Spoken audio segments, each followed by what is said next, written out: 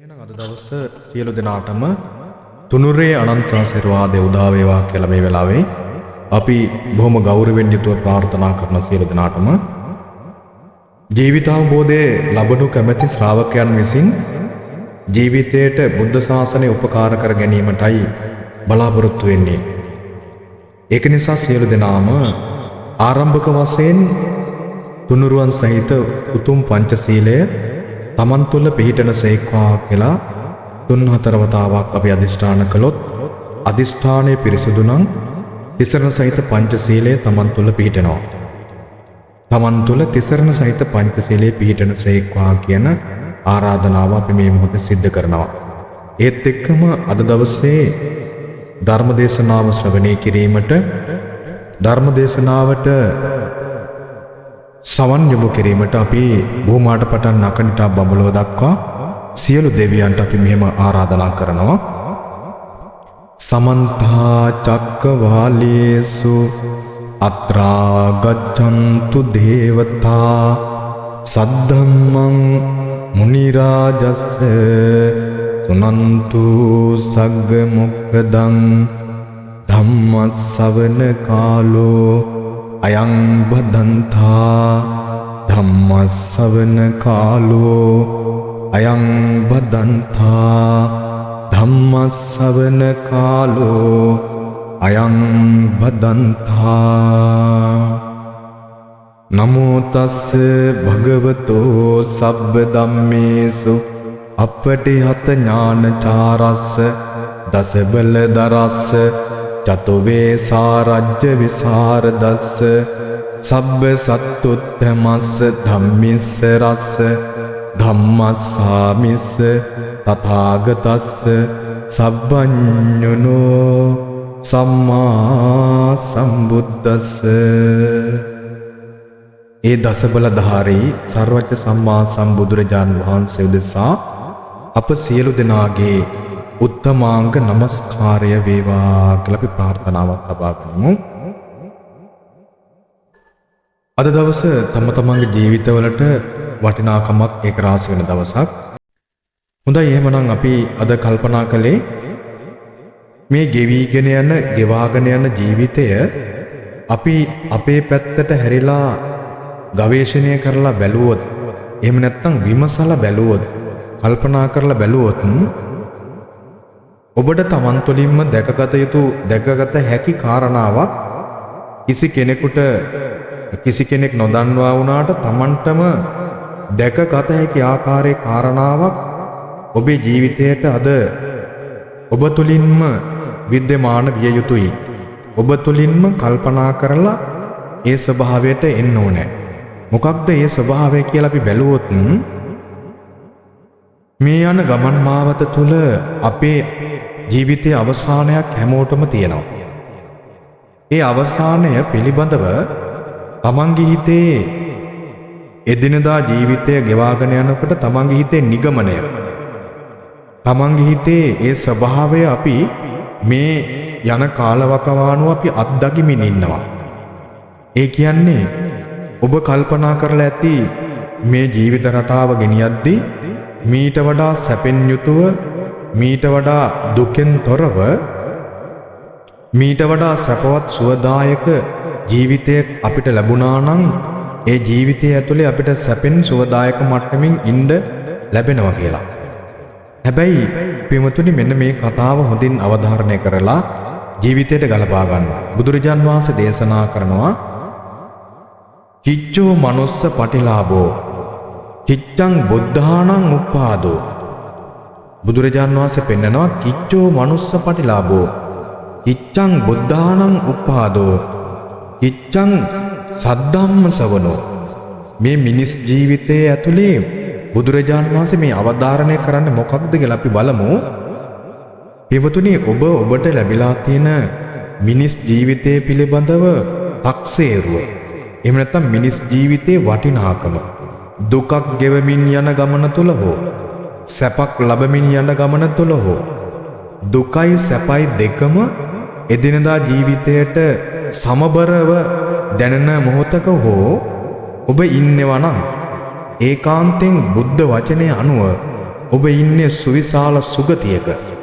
ඔබ ඉන්නේ සුවිශේෂී මිනිස් ජීවිතයක. ඒකට හේතුව තමයි අපි දුකෙන් තොර සතුටින් යුතු සැනසීමෙන් යුතු ජීවිතයක් බලාපොරොත්තු වුණාට, එහෙම ජීවිතයක් තියනවායයි අපි කල්පනා කළාට, ඇත්තටම අපි හැමදෙනාම මේ වෙලාවේ කල්පනා කරලා බලමු, දෙවියන් අතරත් මිනිසුන් අතරත් බ්‍රහ්මයන් අතරත් අපි කල්පනා කරලා බැලුවොත් එහෙම එවැනි ජීවිතයක් ඇත්තටම තියනවද? ඇත්තටම නිත්‍ය වශයෙන් දෙවියන් ලබන සැපකුත්, දෙවියන් ලබන නිරෝගී භාවයකුත්, මිනිසුන් ලබන සැපයකුත්, මිනිසුන් ලබන නිරෝගී භාවයකුත්, බ්‍රහ්මයන් ලබන ඔය කියන මට්ටමේ නිත්‍ය සැපයකුත්, බ්‍රහ්මයන් ලබන නිරෝගී භාවයකුත් තියනවද කියලා අපි ක්‍රමක්‍රමයෙන් කල්පනා කරලා බැලුවොත් අපිට පේනවා මෙන්න මේ කතාව ඇතුලේ කිච්ඡං බුද්ධාණං උප්පාදෝ. බුදුරජාන් වහන්සේ දේශනා කරනවා, මහණෙනි මේ ලෝතුරු සම්මා සම්බුදුවරු පහළ වීම මේ ලෝකේ පරම දුර්ලභයි. ඊළඟ කිච්චෝ මනුස්ස පටිලාභෝ. මිනිස්සත් ප්‍රතිලාභය දුප්පත් වෙලා හෝ පොහොසත් වෙලා හෝ අඳගොළු බිහිරි වෙලා හෝ ලබන ස්වභාවය අති දුර්ලභයි. ඒක නිසා අපි කල්පනා කරගනිමු, බුදුරජාන් වහන්සේ නමක් ලෝකේ පහළ වුණන් පස්සේ අපිට ලැබුණු ජීවිතය ඇතුලේ අපි කල්පනා කර යුතු දේ තමයි, නිත්‍ය වශයෙන් ඔබ දන්නවා පැහැදිලිවම අපේ ජීවිතවල හැම මොහොතකම මරණයක් ගැන අහන්න ලැබෙනවා.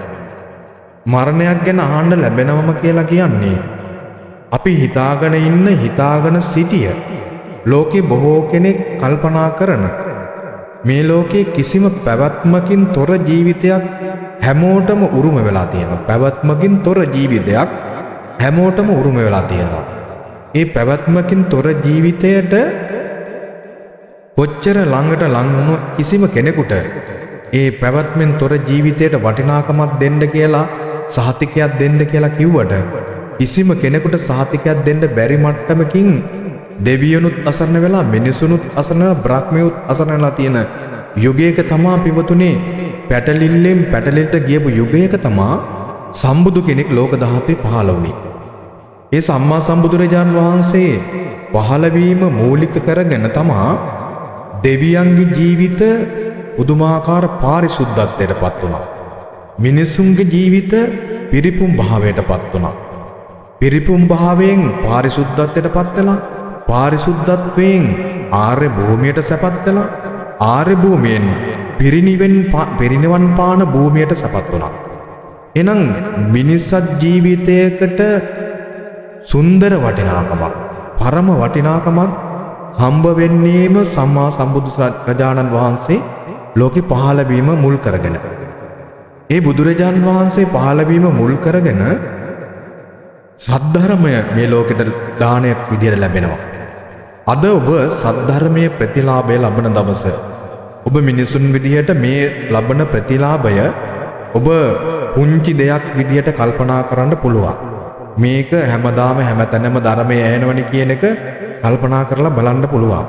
හැබැයි ඔබට දැනෙනවා නම්, හැඟෙනවා නම් මෙන්න මේ කතාව හොඳින් විමර්ශනය කරලා බලන්න. එක රජ කෙනෙක් හිටියා. ඒ රජුරෝ රජ වුණන් පස්සේ තමන්ගේ රාජධානියේ ධර්මය කියන එක අහන්න ඒ සීමාවෙවත්, ඒ රාජධානියට අයත් ගම්වලවත්, එහෙම නැත්නම් නගරවලවත්, නගර සීමාවලවත්, නියංගම්වලවත් සද්ධර්මය කියන වචනේ අහන්න නැහැ. රජුරෝ කල්පනා කළා, බණපදයක් අහන්න නැති ජීවිතය කොච්චර ඔටුනු පළදාගෙන හිටියත් හිස් වෙලා තියෙනවා කියලා ඒ රජුරට දැනුනේ. ඒක නිසා ඒ රජුරෝ අනබෙර කරුවෙකුට මෙහෙම කිව්වා, අනබෙර කරුවාණනි, මේ රටේ යම් කෙනෙක් එක බණපදයක් කියාගෙන සමත්නම් ඒ කෙනාට ඇතෙක් බර වස්තුව දෙනවා කියලා අනබෙරයක් යවන්න කියලායි රජුරු අනකලේ. නමුත් ඇත්තටම ගම් නියම් ගම්වල අනබෙර ලැබුවත් එක බණපදයක් හෝ කියා දෙන්න කෙනෙක් ඒ ගමේවත් නියම් ගම්වලවත් වෙනත් රාජධානිවලත් හිටියේ නැහැ. රජුරු කල්පනා කළා, ඇතෙක් බරට වස්තුවයි රටෙන් භාගයක් පිරෙන්න වස්තුවයි දෙනවා කියලා. එහෙම අනබෙර ලැබුවත් කිසි කෙනෙක් බණපදයක් දේශනා කරන ධර්මය කියා දෙන්න එක බණපදයක් කියන්න ඉදිරිපත් වුන්නේ නැහැ. ඒකෙන් ඔබම කල්පනා කරලා බලන්න බුදු කෙනෙක්ගේ සද්ධර්මයෙන් වියලී ගිය භූමියක බුදු කෙනෙක්ගේ පරම සුන්දර බුද්ධ භාෂිතයෙන් වියලී ගිය භූමියකට මනුස්ස ගුණධර්ම කියන එක, සත්පුරුෂ ගුණධර්ම කියන එක, කල්යාණ මිත්‍ර ගුණධර්ම කියන එක කොච්චරනම් මේ භූමිය තුල පරවෙච්චි මල් බවට පත් වෙලාද? එහෙම නැත්නම් මේ මහ පොළව පුපුරලා යන්න තරම්, දෙදරලා යන්න තරම් කොච්චර කරකසක වියලි ස්වභාවයක් ඒ සත්පුරුෂ භූමියක් නැති ලෝකෙක කොච්චර ලැබෙන්නේ නැද්ද? මිනිස්සු කොච්චර අසහනයෙන් යුතුව ජීවත් වෙන්නේ නැද්ද? ඒ වෙලාවේ රජ්ජුරුවන්ට දැනුණා නම් මේ සද්ධර්මයේ මෙච්චර දුර්ලභයි කියන කාරණාව ඊළඟ රජ්ජුරුව අනබෙරකරුට කියනවා ඔබතුමා ගිහිල්ලා කියන්න මෙන්න මෙහෙම ඇතෙක් බරට වස්තුවයි මුළු රාජධානියයි පිරෙන්නම වස්තුව දෙනවා. ඒ නිසා එක බණපදයක් අපිට කියලා දෙන්න. එහෙම කියද්දිනුත් පිවතුනේ සිද්ධ වුණේ වෙනස් කාරණාවක්. කිසිම කෙනෙක් ඇත්තටම ඉදිරිපත් වුණේ නැහැ. කිසිම කෙනෙක් ලං වුණේ නැහැ රජුරුවට බණපදයක් කියලා දෙන්න. ඉතින් රජුරුව කල්පනා කළා මේ රාජධානිය මම කොච්චර ඔටුනු පළඳාගෙන හිටියත් මානසික සනසුමක් නැත්තම් හිතේ සමෘද්ධිමත් භාවයක් නැත්තම් හිතේ හැමදාම තියෙන්නේ කලකිරීමයි, පසුතැවීමයි, ගැටීමයි, රාජ කකුද භාණ්ඩ. එහෙම නැත්තම් අපි කිව්වොත් එම රජ්ජුරුවෙකුට උරුම වූ රජ්ජුරුවෙක් රැකිය යුතු අනන්‍යතාවයේ මුළු රටේම මිනිසුන්ගේ ජීවිත රකින්න වෙනවා. ඔහුට ඒ වගකීම මනවින් තියෙනවා. ඒ විතරක් නෙමෙයි රාජමාලිගාවේ රාජ මන්දිරේ නිදා ගන්න යනකොට බොහෝ පරිවාර සේනාව වට කරගෙන නිදා ගන්න වෙනවා. හේතුව මේ සැප සම්පත් කියන ඒවා ලෝකේ හැම තිස්සෙම අභියෝගයකට ලක් වෙමින් තියෙන්නේ. සැප සම්පත් කියන දේවල් ලෝකේ හැම මොහොතකම අභියෝගයට ලක් වෙනවා. මොකක්ද හේතුව? හොර හතුරන්ට මේක පුදුමාකාර වටිනාකමක් තියෙනවා. ඒ හින්දා හොර හතුරන්ට බාහිර සැප සම්පත් වල වටිනාකම් තියෙන නිසා මිනිස් ජීවිතේ වටිනාකම් නැති බව රජුව දැනගෙන හිටියා. එදත් අපි කල්පනා කරලා බැලුවොත් මේ හොර හතුරන්ගේ පවා ජීවිතේ හිතෙන් බාහිර කාම වස්තු වලට තමා වටිනාකම් ගිහිල්ලා තිබුණේ. ඒ හින්දා රජුරු අවසානයේ තීරණය කළා බණපදයක් අහන්න නැති රාජධානිය, සද්ධර්මය ශ්‍රවණය කරන්න නැති රාජධානිය කිසිම පළක් නැහැ.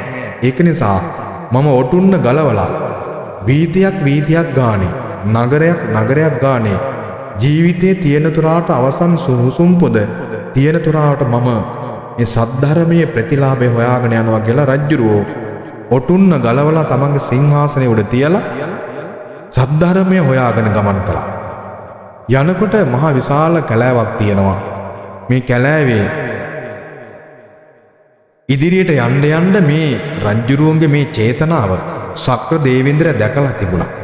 ඒක නිසා මේ කැලෑවේ ගල් කුලක් උඩ නැගලා ජීවිතය අවසන් වෙනකම්ම මෙතන වාසය කරන මේ ගිරිකුලෙන් පැනලා එක්කෝ ජීවිතය හානි කර ගන්නවා කියන අභිප්‍රායෙන් ගමන් කරපු මේ රජුරුවන්ට අවසානයේ සක්‍ර දේවේන්ද්‍රයා යක්ෂයෙකුගේ වෙස්යෙන් නැවිලා ගල පල්ලෙහා ඉඳලා කියනවා ඔබේ අභිප්‍රාය ඉෂ්ට කරලා දෙන්නත් පුළුවන්. හැබැයි මගේ අභිප්‍රාය මට කුසගිනි තියෙනවා. ඔබට බණපදයක් කියන ගමන් ධර්මයේ කියන්නත් වෙනවා. එහෙම නැත්නම් බණපදයක් කියන ගමන් මගේ සාගින්න පිපාසාව කුසගින්න නිවා ගන්නත් වෙනවා කියලා මේ යක්ෂයා මතක් කරනවා. ඒ වෙලාවේ රජ්ජුරුවෝ ජීවිතය කියන එක පිමුතුනේ දෙකට දැම්මා. ජීවිතය කියන එක තමන්ගේ රූපය කියන එක තමන්ගේ මේ ස්වභාවය දෙකට දාලා එහෙම නැත්නම් යක්ෂයාගේ බඩගින්න නිවන තැනට දාලා ධර්මය ඇසීම එහෙම ධර්මය මෙනෙහි කිරීම සද්ධර්ම ප්‍රතිලාභය ජීවිතයටත් වඩා පණටත් වඩා ඉදිරියට අරගත්තා. රජුරුව කියනවා මම ගිරිකුල මත ඉඳලා ඔබතුමාගේ කටට පනින්නම්. ඒ කටට පනින වෙලාවේ ඒ අතර මට බණපදයක් කියලා දෙන්න කියලා. ඉතින් අපි කල්පනා කරලා බලමු සුලභව ධර්මයේ ඇහෙනකොට එහෙම නැත්නම් ලංකාව පුරාවටම ධර්ම දේශනා සිද්ධ වෙද්දී ඔබ වාසනාවන්ත වෙන්නේ මොන කරුණටද? මේ ධරණී තලයේ පුරාම සද්ධර්ම වර්ෂ ඇදහැලෙද්දී ඔබ ඉපදුණු මේ භූමිය ඉපදුණු මනුස්ස ලෝකය කොයිතරම් වර්ණවත් සද්ධර්මයෙන් ප්‍රතිලාභය ලබන්න, කොයිතරම් සුගති භූමියක්ද, කොයිතරම් සෞසිරින් යුතු භූමියක්ද, සම්බුදු කෙනෙකුගේ සද්ධර්මයේ ප්‍රතිලාභයේ මේ සවන්පත් සිසාරා ගමන් කරන්න කියන එක අපි නිතර නිතර කල්පනා කරලා යුතුයි. ඒ කල්පනාවම අපිව මේ ජීවිතේ රැගෙන යනවා විවිධ ඉසව් වලට. ඒ විවිධ ඉසව් කියලා කීවේ යමෙකුට ධර්ම ශ්‍රවණය කිරීම හරහා පිවතුනේ මෙහෙම වෙන්නත් පුළුවන්. ඔය එක්තරා සම්මා සම්බුදුරජාන් වහන්සේ ජීවමාන ඉන්න කාලයක එක්තරා රහතන් වහන්සේ නමක්, එහෙම නැත්නම් එක්තරා පුංචි දරුවෙක්, කුල පුත්‍රයෙක් අවුරුදු 7න් බුදුරජාන් වහන්සේ දේශනා කරපු ධර්මය අහගෙන ඉන්න ගමම අරහත්ත්වයටපත් වුණා. ඉතින් මේක ගැන අපි කල්පනා කරලා බැලුවොත් උන්වහන්සේගේ නම තමයි ධම්මසමනීය මහරහතන් වහන්සේ. ඒක නිසා අපි හොඳින් දරා ගන්න මේ ධර්මයට අපි ජීවිතයෙන් පළවෙනි තැන දෙන්න ඕනේ. මූලික තැන දෙන්න ඕනේ මොකක්ද කියලා කිව්වොත් එහෙම අපි එදිනදා ජීවිතයේ සාකච්ඡාවට කතාවට බඳුන් වෙන කාරණා අතරේ සද්ධර්මය සාකච්ඡා වෙනවා මේ යුගයේ. අපේ නිවෙස්වල පවා, ගෙදරවල පවා සාකච්ඡා වෙන්නේ කෙලෙස් සහිත දේවල්. ඒ සද්ධර්මය සාකච්ඡා කිරීම තුලම මොහොතක් පාසා ඔබගේ කෙලෙස්වල බලය අඩු කරනවා ධර්ම ශ්‍රවණය කිරීමෙන්. කෙලෙස්වල නැගී සිටීම අඩු කරනවා ධර්ම ශ්‍රවණය කිරීමෙන්. ඒ විතරක් නෙමෙයි, රාග දේශ මොහ తాවකාලිකව තැම්පත් කරලා යටපත් කරලා දානවා. ඒ පැය එකමාර තුල ඔබට සුගතියක්, නිවනක්, එහෙම නැත්නම් සත්පුරුෂ භූමියක් ඔබ ලබා ගන්නවා.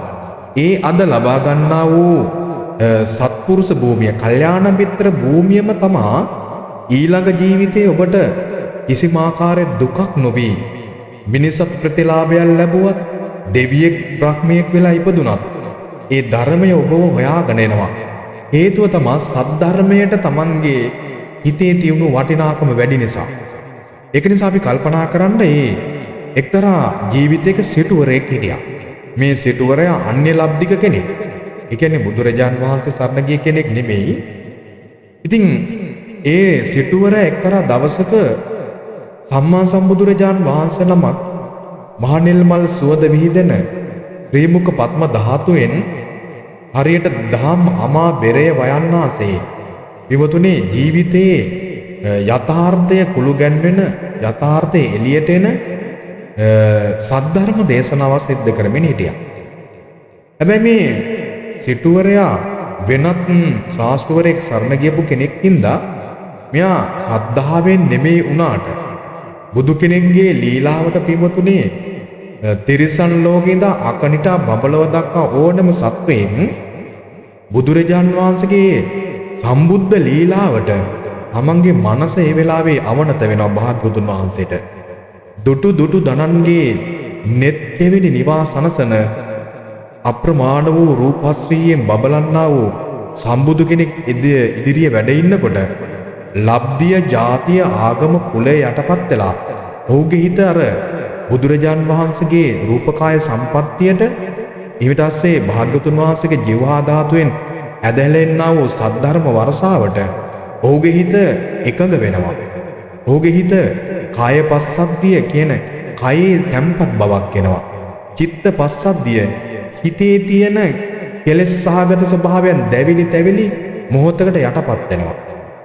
ඒකින්ද මේ සිටුවරයා මේ බුදු කෙනෙක් කියන්නේ කවුද, බුදුරජාන් වහන්සේ දේශනා කරන්නේ මොනවද කියලා අහන්ට ඔහු තුල ගැඹුරු අවධානයක් යොමු කළා. ඒ ගැඹුරු අවධානය යොමු කිරීමේ ප්‍රබල ප්‍රතිඵලය තමයි කරුණා කරලා මේ මයික් එක ඔෆ් කරගන්නවද? මොකද මේක රෙකෝඩින් වෙනවා මේ වෙලාවේ. රෙකෝඩින් කරන ගමන් තියෙන්නේ රෙකෝඩින් එකට හානියක් වෙනවා. ඒක නිසා මයික් එක ඔෆ් කරගන්න. මේ වෙලාවේ සද්ධර්ම ප්‍රතිලාභය ඔබේ ජීවිතයට හරි වටිනාම අවස්ථාව. මොකද හේතුව ඔබේ ජීවිතේ ලෝකයට, සමාජයට මුහුණ දීලා තියෙන වෙලාවක ඔබට කිසි කෙනෙකුගේ හවුහරණක් නැති ලෝකයක ඔබ අනිවාර්යයෙන්ම මේ ගහගෙන යන සමාජ වාතාවරණය තුළ ඔබ රැඳී සිටිය යුතු නිසා මනස සමහර කාරණා වලින් පහතට වැටෙනවා. මනස සමහර කාරණා වලින් රිදුම් දෙනවා, ඇලෙනවා, බැඳෙනවා, ගැටෙනවා. ඒකින්ද එදා ඒ සිටුවරයා තමන්ගේ මනස යොමු කළේ බුදුරජාන් වහන්සේගේ ධර්මයට මොන මට්ටමේ සද්ධර්මයක්ද? මොන මට්ටමේ භාවනාවක්ද? මොන මට්ටමේ ශාස්ත්‍රවරයෙක්ද කියලා කියන්නයි.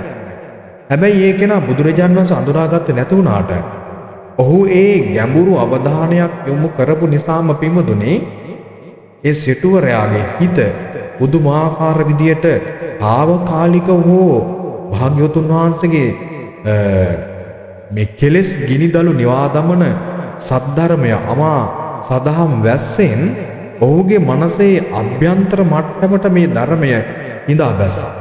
ඒ විතරක් නෙමේ බාහිර කෙලෙස් සහිත සිතුවිලි නවතින්න පටන් ගත්තා. ඔහුගේ හිත ධර්මය තුලටම ටික ටික ගමන් කරන්න පටන් ගත්තා. ඒකේ ප්‍රතිලාභය ඔහු ඒ ජීවිතයේ බුදුරජාන් වහන්සේ සරණ ගියේ නැති වුණාට තුනුරුවන් කෙරේ ඔහු තුල ගැඹුරු අචල ප්‍රසාදයක් ඒ ජීවිතේ පිහිටන්න පටන් ගත්තා. ඒ පිහිටීමේ ප්‍රතිඵලයක් විදියට ඊළඟ ජීවිතයේ වෙනත් ශාස්ත්‍රවරයෙක් සරණ නොගින්ම ඔහුට සම්බුදුරජාන් වහන්සේලාගේ ශාසනවල ඔහුට ඉපදෙන්න ලැබුණා. ඒ ආපු ගමන් මාර්ගය එතන ඒ ඇවිදගෙන ගියපු මාවත සම්බුදුරජාන් වහන්සේලාගේ සද්ධර්මයේම ඔහුගේ ජීවිතය ප්‍රණීත බවට පත් වුණා. වර්ණවත් බවට පත් වුණා. ගෞරවනීය බවට පත් වුණා. සතර අපායේ දොරගුළු ඔහු මේ ධර්මයේ හින්දාම ටික ටික වහගත්තා. වහගෙන මෙහෙම සංසාර මාවතේ එන ජීවිතයක අපේ ගෞතම නම් සම්මා සම්බුදුරජාන් වහන්සේගේ ශාසනයේ මේ සිටුවරයා එක්තරා කුල ගෙදරක ශ්‍රද්ධාවන්ත සිටුවරයෙකුගේ පිටුරේකට දාව පුතෙක් කියලා ඉපදුනා. එදා භාග්‍යවතුන් වහන්සේ බොහොම ගෞරවයෙන් තමන්ගේ නිවසට වැඩම කරගන්නා වෙලාවේ මේ හත් හැවිරිදි පුතාට ඉවතුනේ එදායේ සංසාර ප්‍රවෘත්තියම ඔහුට දිගහැරිලා බුදුරජාන් වහන්සේගේ සම්බුද්ධ ලීලාව දෙතිස්මා පුරුෂ ලක්ෂණ අනන්ත සම්බුදු ගුණ ඔහුගේ මනසේ ටික ටික ඇදෙන්න පටන් ගත්තා. භාග්‍යවතුන් වහන්සේ පිළිබඳව ගෞරව සංප්‍රයුක්ත මනසක් හැදෙන්න පටන් ගත්තා. අන්න ඒකට කියන ශ්‍රද්ධාව කියලා. ඒ ශ්‍රද්ධාව මූලික කරගෙන වාඩි වුණේ පුතා බුදුරජාන් වහන්සේ දිහාම net යොමාගෙන සද්ධර්මය ප්‍රතිලාභය ලැබුවා. එදත් තථාගත බුදුරජාන් වහන්සේ හිමතුනේ අනිත්‍ය ප්‍රතිසංයුක්ත ධර්ම දේශනාවක් කළේ. අද සමාජයට අනිත්‍ය ප්‍රතිසංයුක්ත කියනකොටම ධර්ම දේශනාව කට් කරනවා. මොකද හේතුව අපිට පේනවා අපිට දකින්න ලැබෙනවා වර්තමාන සමාජය තුළ වර්තමාන ලෝකයේ තුළ මේ අනිත්‍ය කියලා කියන එක ලෝකෙට ගැලපෙන්න නැති මට්ටමටම බාහිර සමාජයේ හිත් වලින් හදවත් වලින් මනස තුලින් බොහෝ දුරස් වෙලා ඈතට ගිහිල්ලා තියෙනවා. ඉතින් ඒකේ ප්‍රතිලාභය වර්තමාන සමාජයේ ලබනවා. ප්‍රතිලාභය තමයි ඇත්ත පසෙක තියලා මේ ජීවිත රටාව ඇතුලේ බොරුවක් උඩ නැගගෙන යද්දී ඒ බොරුව උඩ තමන්ගේ ප්‍රේයන්ගේ අහිමිවීම සිද්ධ වෙනවා.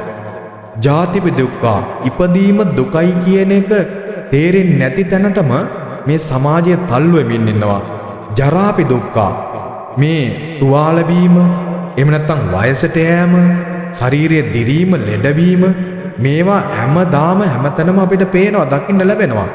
නමුත් ඒක දුකක් කියන එක බුදු කෙනෙක් අවධාරණය කරලා තියෙනවා කියන එක සමාජය තුලින් ඈතින් ඈතට යනවා. ජාතිපි දුක්ඛ ජරාපි දුක්ඛ ව්‍යාධිපි දුක්ඛ ව්‍යාධීන්ට බඳුන් වෙනවා. ව්‍යාධීන් කියලා කියන කාරණාව තුල රූපයට ඇතිවෙන ව්‍යාධි ස්වභාවයකුත් තියෙනවා. මානසික ව්‍යාධීනුත් තියෙනවා. ඒ විතරක් නෙමෙයි ඍතු විපර්යාස හරහා ඇතිවෙන ව්‍යාධීන් තියෙනවා.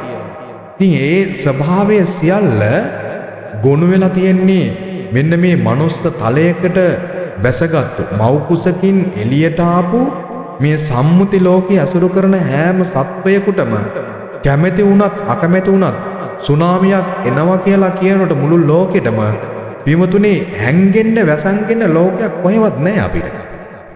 ඒකෙන් ආරක්ෂා වෙන්න තැනක් නැහැ. යම් sannivedanayak මේ මොහොතේ ආවොත් එහෙම මුළු ලෝකෙම සුනාමියෙන් වෙනසලා යනවා, විනාශ වෙලා යනවා. එකම මිනිසෙක්වත් මේ විශ්වය තුල ඉතුරු වෙන්නේ නැහැ කියලා කිව්වොත් ඔබට ඒ මොහොතේ දැනෙන කාරණාව, ඔබට සරණක් වෙන්න තියෙන කාරණාව, හයියක් වෙන්න තියෙන කාරණාව, මෙහෙනම් අපිට අවසාන තීන්දුවට එන්නේ මරණයට බයෙත් ඇති ගැනීමෙන් යුතුව, පසුතැවීමෙන් යුතුව ජීවිත අවසන් කරන්නද? ඒ වචනේ ඇහෙනකොටම තමන්ගේ මනස තුලින් උද්දීපනය වෙන්න ඕනේ. කිසිදු ප්‍රශ්නයක් නැහැ.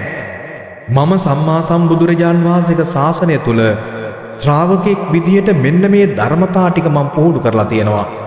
ඒකයි මගේ බුදුරජාන් වහන්සේ දේශනා කළේ භූමාට පටන් අකනිටා බඹලොව දක්වා මේ 31 තලය තුල සබ්බේ සංඛාරා සියලු සංස්කාර කියලා කිව්වේ මේ 31 තලයටම සකස් වුණු හැම දෙයක්ම විනාශ වෙනවා කියලා බුදුරජාන් වහන්සේ කියා තිබෙන්නේ නැද්ද කියලා ඒ කෙනාට තමන්ගේ මනස තුලින් ඉදිරිපත් වෙනවා. ඉතින් බුදු කෙනෙක්ගේ මේ බුද්ධ වචනයට අවනත නොවෙලා මේ සබ්බේ සංඛාරා සියලු සංස්කාර తాවකාලිකයි, සියලු ජීවිත తాවකාලිකයි සමාජෙට කියද්දිත් ඔවුන්නේ ස්වභාවයෙන් ඈතට ගිහිල්ලා තමන්ගේ ජීවිතයට එන පුංචි ප්‍රශ්න ගැටලු වල පවා ජීවිතෙන් සමුගන්න අවස්ථා තියෙනවා. මරණයට පත් වෙන අවස්ථා තියෙනවා. තරුණ දරුවෝ පවා මානසික ව්‍යාධීන් වලට ගොදුරු වෙලා ඉන්නවාද? අමනුෂ්‍යයන්ගේ ගොදුරුවට ලක් වෙලා ඉන්නවා. හේතුව තමයි එදිනෙදා තමන්ගේ ජීවිතයට සද්ධර්මයේ සීලයේ ප්‍රතිලාභය අපි ළඟා කරගෙන නැති හින්දා. ඉතින් ඒක නිසා ඔබ කල්පනා කරලා බලන්න දැන් මම දැනගන්න ලැබුණා මට බොහොම දරුණු ගණයේ කොවිඩ් ආසාදනයක් ලංකාවටත් දැන් ඇතුළු වෙලා තියෙනවා කියලා. එහෙනම් තව ටික දවසකින් ආරම්භ වෙනවා ඔබෙත් මගෙත් ගෙදර දොරකඩට, එහෙම නැත්නම් ඔබෙත් මගෙත් ආරණ්‍ය දොරකඩට, ඔබෙත් මගේ ජීවිතේ දොරකඩටම මේ මරණය ටික ටික ලං වෙන තැන. ඉතින් මේකෙන් ඔබට බේරිලා පැනලා පලා යන්න තැනක් නැත්තම් ඔබට ධර්මයේ ප්‍රතිලාභය ඔබ සිද්ධ කරගෙන තියනවද? සද්ධර්මයේ මාවත විවර කරගෙන තියනවද? නාස්ති නෝ මිනිසත් ජීවිතයක සුන්දර ප්‍රතිලාභයක් මිනිස්කම ඇතුලේ මම නෙලාගෙන තියනවද කියලා ඔබේ මනස දිහාවට, ඔබේ මිනිස් ජීවිතයේ දිහාවට, ගෞරවනීය ශ්‍රාවකයෙකුගේ භූමිය ඔබ තුල ඔබේ මනසේ ඉදි වෙලා තියෙනවද කියලා දැන් හැරිලා බලන්න තියෙන කාලය ඉදිරියට එළඹෙනවා. මොකද හේතුව අපිට මේ ජීවිතේ අපිට ඇත්ත උන හින්දා හැමදාම ජීවත් වෙන්න කල්පනා කරපු නිසා හැම වෙලාවකම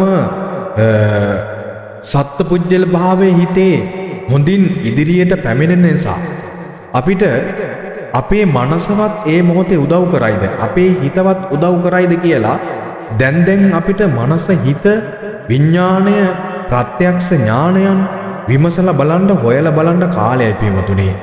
මොකද හේතුව මෙන්න මේ විදියට ලෝකය විනාශ වෙන මට්ටමට ටික ටික මේ වාගේ ව්‍යසන ව්‍යාධීන් ඉදිරියට අප්‍රමාණයි, බහුලයි.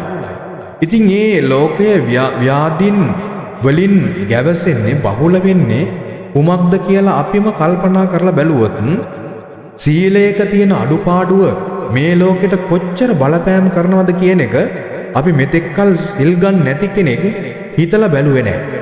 සිල් ගන්න නැති අය උඩින් කල්පනා කරලා බලන්න, මම සිල්වත් නොවන තුරාවට ගෙදරට විතරක් නෙමේ, ලෝකෙට විතරක් නෙමේ, සමාජයට විතරක් නෙමේ, මුළු විශ්වයටම Taman විතින් වෙන ප්‍රබල අසාධාරණයක් තියෙනවා.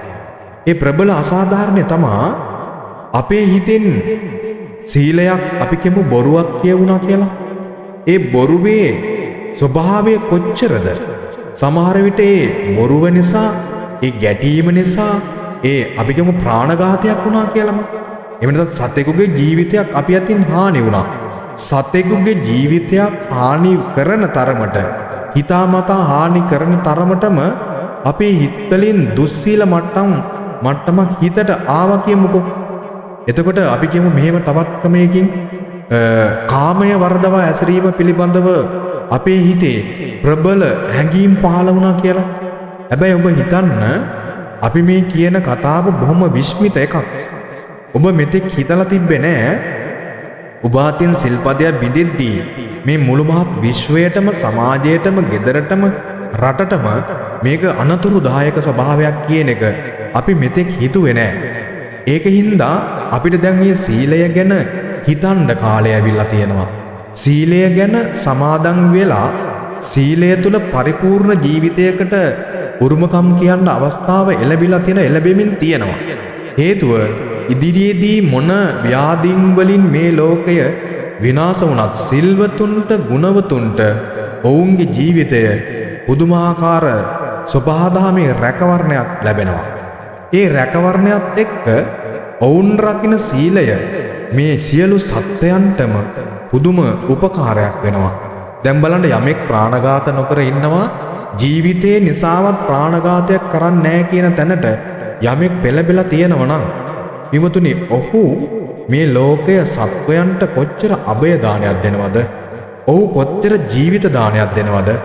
ඔහු කොච්චර මේ විශ්වයට මුදාහරින වෛරී චේතනා එහෙම නැත්නම් ගැටෙන ස්වභාවය මේ විශ්වයට යන්නේක අපේ සිතේ චිත්ත තරංග වලින් මේ ස්වභාවධාම අපිරිසුදු කරන එක කොච්චර නවතලා තියෙනවද?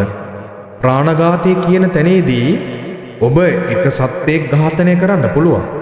හැබැයි ඔය සත්‍යය ඝාතනය කිරීමේ විපාකය සසර පුරා ඔබට එනවා නම් ඒක වට්ටගාමිනී අකුසලයක් වෙනවා නම් වට්ටගාමිනී කියලා කීවේ සසරේ එක එක ජීවිතවල ඒ ප්‍රාණඝාතේ විපාක ලබන්න සිද්ධ වෙනවා.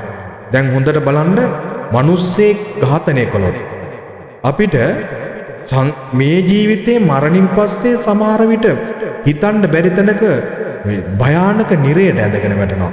දැන් මේ ජීවිතේ පුරාවටම ඒ කෙනා එවැනි තත්ත්වයක් සිද්ධ කරාට ඒ කෙනාගේ විපාක වාරය ගෙවෙනකොට සමහරට ආත්ම 500,000 ඒ අකුසල විපාකේ හින්දා ඔහුම ආත්ම 500ක් මරන්න තව 500ක් ඒකට දායක වෙන්න වෙනවා.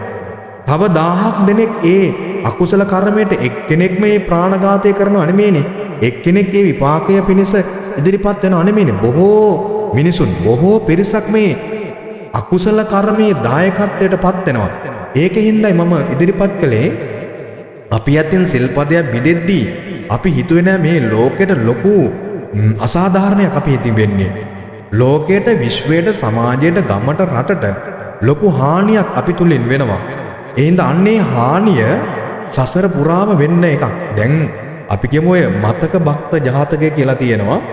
මතක භක්ත ජාතකය කියලා කියන්නේ මේ දිසාපාමොක් ඇදුරුතුමා වාසය කරන කාලයක එතුමාගේ ගෝල පිරිසක් සෝදානම් වුණා එළුවෙකුගේ බෙල්ල කපලා මේ රුධිර දහනයක් දෙන්න දෙවියන්ට. ඉතින් ඒ කාලේ ස්වභාවය ඒක තමයි. ඒ කියන්නේ දෙවියන්ට ලේ වලින් දන් දෙන්න ඕන කියපු යුගයක් තිබිලා තියෙනවා. යුගවල අපිත් ඉඳලා තියෙනවා. සත්තු ගහත අදටත් අපිට පේන්න තියෙනවානේ.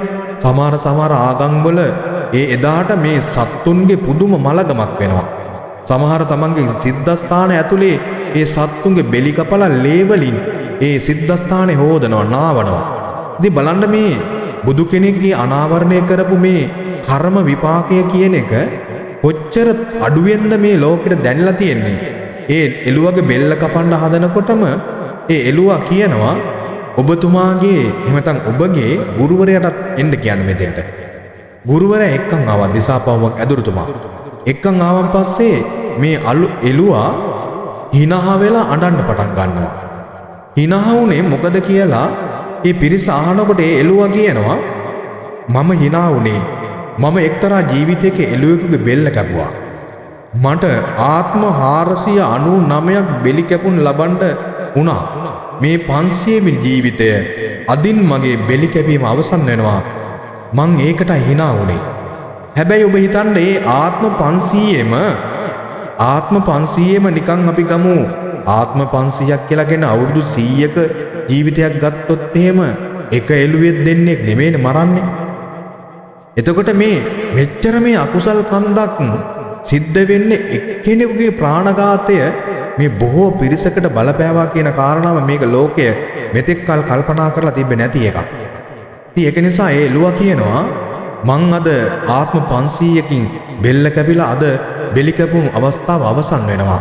හැබැයි මං ඇඬුවේ මෙතන කවුරු හරි මගේ බෙල්ල කැපුවොත් ඔහුටත් ආත්ම 500ක් නැවත නැවත බෙලි කැපුම් ලබන්න වෙනවා විතරක් නෙමෙයි. ඒ බෙලි කැපීම් වලට තව 500 දෙනෙක් මේකට සම්බන්ධ වෙනවා. අන්නේ සීලයේ තියෙන බරපතල ස්වභාවය අපි තේරුම් ගත්තොත් පින්වතුනි ආරණ්‍ය විතරක් නෙමෙයි පන්සල විතරක් නෙමෙයි gedara එදිනදා ජීවිතේත් අපිට සිල්පද රැකිය යුතු වෙනවා. මොකද හේතුව අපි මේ සමාජයකට මුහුණ දීලා ඉද්දී පවුලකට මුහුණ දීලා ඉද්දී ගෙදරකට මුහුණ දීලා ඉද්දී අපිට වර්තමානයේ දකින්න ලැබෙනවා පේන්න ලැබෙනවා ඒ ස්වභාවය අපි යම් යම් දුක්ඛිත ස්වභාවයන් ඇලෙන දේවල් බැඳෙන දේවල් ගැටෙන දේවල් බාහිර ප්‍රශ්න බාහිර කටයුතු බාහිර ඇලීම් බැඳීම් ගැටීම් නිසා එන දේවල් වෙනත් නොපෙනෙන ලෝකයේ විවිධාකාර යක්ෂ ප්‍රේතයන්ගේ සම්බන්ධ වීම නිසා වෙන දේවල් බාහිර ලෝකයේ පුදුම ගැටුම් කාර්ය තත්ත්වයක් බවට පත්වලා තියෙනවා.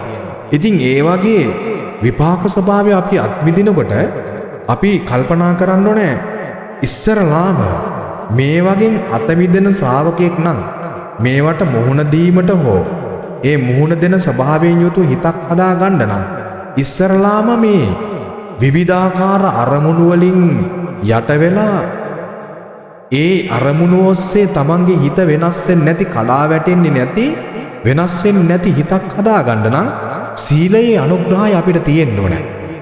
ඒ සීලයේ අනුග්‍රහය විසින් මොකද සිද්ධ කරන්නේ? සීලයේ අනුග්‍රහයෙන් අපි සිල්වතෙක් බවට පත් කරන විතරක් නෙමෙයි. ඒ සීලයේ අනුග්‍රහයෙන් ඊළඟ ජීවිතේ පිරිසුදු සුගතියක් ලබන්න, පිරිසුදු මිනිස් ජීවිතයක් ලබන්න. එහෙම නැත්නම් සුගති තලවල උත්පත්තිය ලබන්න ලැබීම සිද්ධ කරන්නේ සීලයේ යම් අනුග්‍රහයක් දක්වනවා ඒ තුල. ඉතින් ඒක නිසා අපිට වර්තමාන ලෝකයේ මේ ස්වභාවයන් අපිට දකින්න ලැබෙනවා. මම මේ අද මාතෘකාව විදියට ගත්තේ බුදුරජාන් වහන්සේ නමක් පහළ වීමෙන්මයි මේ ලෝකය මිනිසුන්ගේ ජීවිත ගෞරවණීය වෙන්නේ. ඒ ගෞරවණීය වෙන බව ලෝකයා දැන් දන්නේ නැහැ. දන්නේ නැති තරමටම හැඟෙන්නේ නැති තරමටම බුද්ධ ශාසනයේ අගය, බුද්ධ ශාසනයේ වටිනාකම, තුනුරුවන්ගේ අගය, තුනුරුවන්ගේ වටිනාකම බොහෝ ජීවිතවල මැරිලා ගිහිල්ලා.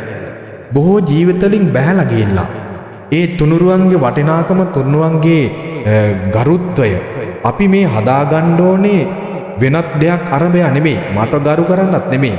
බුදුරජාන් වහන්සේට ගරු කරන්නත් නෙමෙයි. ධර්මයට ගරු කරන්නත් නෙමෙයි. සංඝ රත්නයේ ගරු කරන්නත් නෙමෙයි. හැබැයි මේ තුනුරුවන අපේ ජීවිතයට බද්ධ වීම අපි කරගත යුත්තේ එතනින් එහා ලෝකේ අපිට අත්දකින්න ලැබෙන්නේ. එහෙම නැත්නම් ඔබ එදිනදා ලෝකයේ තුල අත්දකින්න ලැබෙන්නේ දුකක්. සැනසීමක් නැහැ ඒකේ. පසුතැවීමක් තියෙන්නේ. දරුවන් බිහි කරපු අම්මට, එහෙම නැත්නම් දරුවන්ට ජාතකුණු පියාට, එහෙම නැත්නම් සමාජයට මුහුණ දෙන්න ඔබ වැනි අහිංසක මිනිසුන්ට සමාජයේ විසින් සමාජය තුල සිද්ධ වෙන වෙනත් අකටයුතුකම් ඉදිරියේ අපිට ශක්තිමත් සීලයක ස්වභාවයක්, ශක්තිමත් හිතක් තිබ්බොත්, ශක්තිමත් නොකැඩෙන නොබිදෙන වලවල් නැති සිදුරු නැති කිසිම දෙයක්කින් අඩුපාඩුවකින් කෙලෙසෙන්නේ නැති සීලයක් තිබ්බොත් ඒකාන්ත වශයෙන්ම බුදුරජාණන් වහන්සේ පෙන්නනවා සිල්වතාට සමාජයේ ඕනම තරාතිරමක් ඉදිරියට යන්න පුළුවන් කියලා. ඒ කියන්නේ මෙන්න මෙහෙම එකක්. ඔබ හිතන්න ඔබ දැන් මෙතන ශාලාවක වාඩි වෙලා ඉන්නවා. ශාලාවක වාඩි වෙලා ඉද්දී ඔබටම යම් කෙනෙකුට කියනවා ගිහිල්ලා ඉදිරියට ධර්ම දේශනාවක් කරන්න කියලා. එවිට මේ ඉන්න පිරිසට අවවාද අනුශාසනාවක් කරන්න කියලා කියනවා. එහෙම කියද්දිනුත් ඔබ කල්පනා කරලා බලන්න ඔබට කොයිතරම්නම් මානසික පීඩනයක්, මානසික චංචල ගතියක්, මානසික වියරුවක් ඒ වෙලාවේ එනවද? හේතුව තමයි මේ පිරිස ඉදිරියට ගිහිල්ලා පිරිස හික්මවලා පිරිස සංසුන් කරලා ඒ පිරිසේ ස්වභාවයට අනුකූල වෙන විදිහට අපිට කතාවක් කරන්න බැරි තමන්ගේ මනස, අපේ මනස, ඔබේ මනස, මගේ මනස චෝදනා කරන්න පටන් ගන්නවා අපි සිල්වත් නැත්තම්. යමෙක් සීලයක් හොවා දක්වමින් අවවාදයක් දෙන්න යද්දී අපේම හිත අපිට නැගී සිටලා කියනවා සිල්වතුන්ගේ ගුණ ගැන කියන්න අපි සිල්වත්ද කියන එක අපේ හිතම ඉස්මතු වෙලා පෙන්නනවා. එහෙනම් බුදුරජාන් වහන්සේ දේශනා කරනවා සිල්වතාට බොහෝ පිරිසක් ඉදිරියේ නොබියව ඉදිරියට යන්න පුළුවන්. ගිහිල්ලා ඒ පිරිසට ගැළපෙන අවවාද අනුශාසනා කරන්න පුළුවන් කියන එක. දැන් එතනින් අපි කල්පනා කරලා බැලුවොත් ඒ අභියෝගයක් එන වෙලාවක අපි පසුබාන්නේ පසුතැවෙන්නේ කරුණු ගොනු කරන්න බැරි වෙන්නේ අතපය වෙවුලන්නේ එහෙම නැත්නම් අපිට දාඩිය මුගුරු වැగిරෙන්නේ වෙන දෙයක් අරබයා නෙමෙයි. ඒ සිල්වතුන්ගේ ගුණ ගැන සිල් රකින්න මෙහෙම කරන්න කියලා කියද්දී ඒ සභාවේ ඉන්න අය යම් වෙලාවක අපි සිල්වත් නැත්නම් චෝදනා කරන්න ඉඩ තියෙනවා. ඔබ මොකක්ද මේ සීලය ගැන කියන්නේ?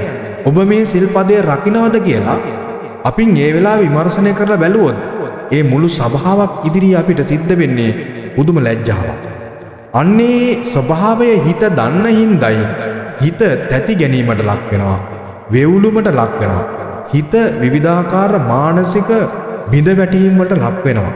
ඉතින් ඒක නිසා අපි කල්පනා කරලා බලමු මෙන්න මේ ස්වභාවය තුළ ඔබ පන්සල් රකින්න සිල්වතෙක් නම් ගුණවතෙක් නම් ලෝකේ කවදාවත් ඔබට කිසිම පිරිසක් ඉදිරියේදී බය නැතුව ඔබට ආරාධනාවක් ලැබුණොත් ඔබට මේ ස්වභාවයට අනුගත වෙන්න අවස්ථාව සලසලා දීලා තියෙන්නේ ඔබ බුදුරජාන් වහන්සේගේ ශාසනයේ පුරණ ගුණ ධර්මයින්ද වඩන භාවනාවින්ද සමාධියින්ද එහෙම නැත්නම් රකින්න සීලයින්ද විශේෂයෙන් කල්පනා කරලා බැලිය යුතු දෙයක් තමයි ලෝකේ අද ඔබ එදිනෙදා ජීවත් වෙද්දි ඉස්කෝලේ යන දරුවගේ ඉඳන්ම ගෙදර වතු පිටිවල වැඩ කරන ඔබේ ඉඳන්ම ඔබ ලෝකයට සම්බන්ධ සමාජයේ සමාජිකයෙක් වෙලා ඉන්න හින්දා ඔබට ඒ ලෝකයේ ඇතුලේ සමාජයේ ඇතුලේ සිල්පද බිඳීමේ ප්‍රවණතාවය තමයි ඇත්තටම මේ බාහිර ලෝකයේ තුල වැඩි වෙලා තියෙන්නේ. ඒ හින්දා ඔබට සීලයේ අද අභියෝගයක් තියෙනවා. මේ ලෝකයේ සමාජයේ රට ඇතුලේ ඔවුන්ගේ ඕනෑපාකම් සිද්ධ කරන අපි කියමු උදාහරණයක් විදියට පිරිසක් එක්ක එහෙම නැත්නම් සමිතියක සමාගමක අපිට යම් දෙයක් කරවා කරන්න නම් අද සමහරට බොරුවෙන් තමයි ඒක සිද්ධ කරගන්න වෙලා තියෙන්නේ. ඉතින් ඒක නිසා අපිට මේ සමාජයේ ඉදිරියට අපිට අපේ බුදුරජාන් වහන්සේ ලෝකේ පහළ වුණා කියන කාරණාව අපිට අමතක වෙලා සමාජය නිසා අපේ ජීවිතය ඒ සමාජය තුළ ජීවත් කරවන්න ඕන නිසා අපිට සිල්පද බිඳ ගන්න සිද්ධ වෙලා තියෙනවා. එහෙම නැත්නම් දරුවෝ නිසා සිල්පද බිඳ ගන්න සිද්ධ වෙලා තියෙනවා.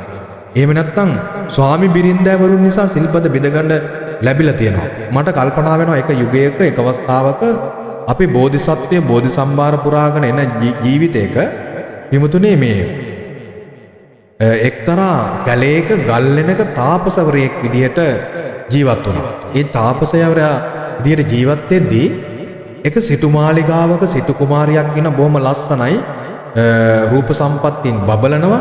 හැබැයි එච්චර රූපවත් වුණු ඇය තුල මානසික ගුණ ධර්ම නැහැ. මිනිසුන්ට කතා කරන්නේ බල්ලන්ට බලලුන්ට සත්තුන්ට කතා කරනවා වගේ. ගෙදර ඉන්න වැඩකාරයෝ ටික පුදුමාකාර පීඩනවලට ලක් වෙලා තිනවා. හැම කෙනාම මේ කුමාරිකාව පිළිබඳ පිළිකුල් සහගත ස්වභාවයෙන් බලන්නේ.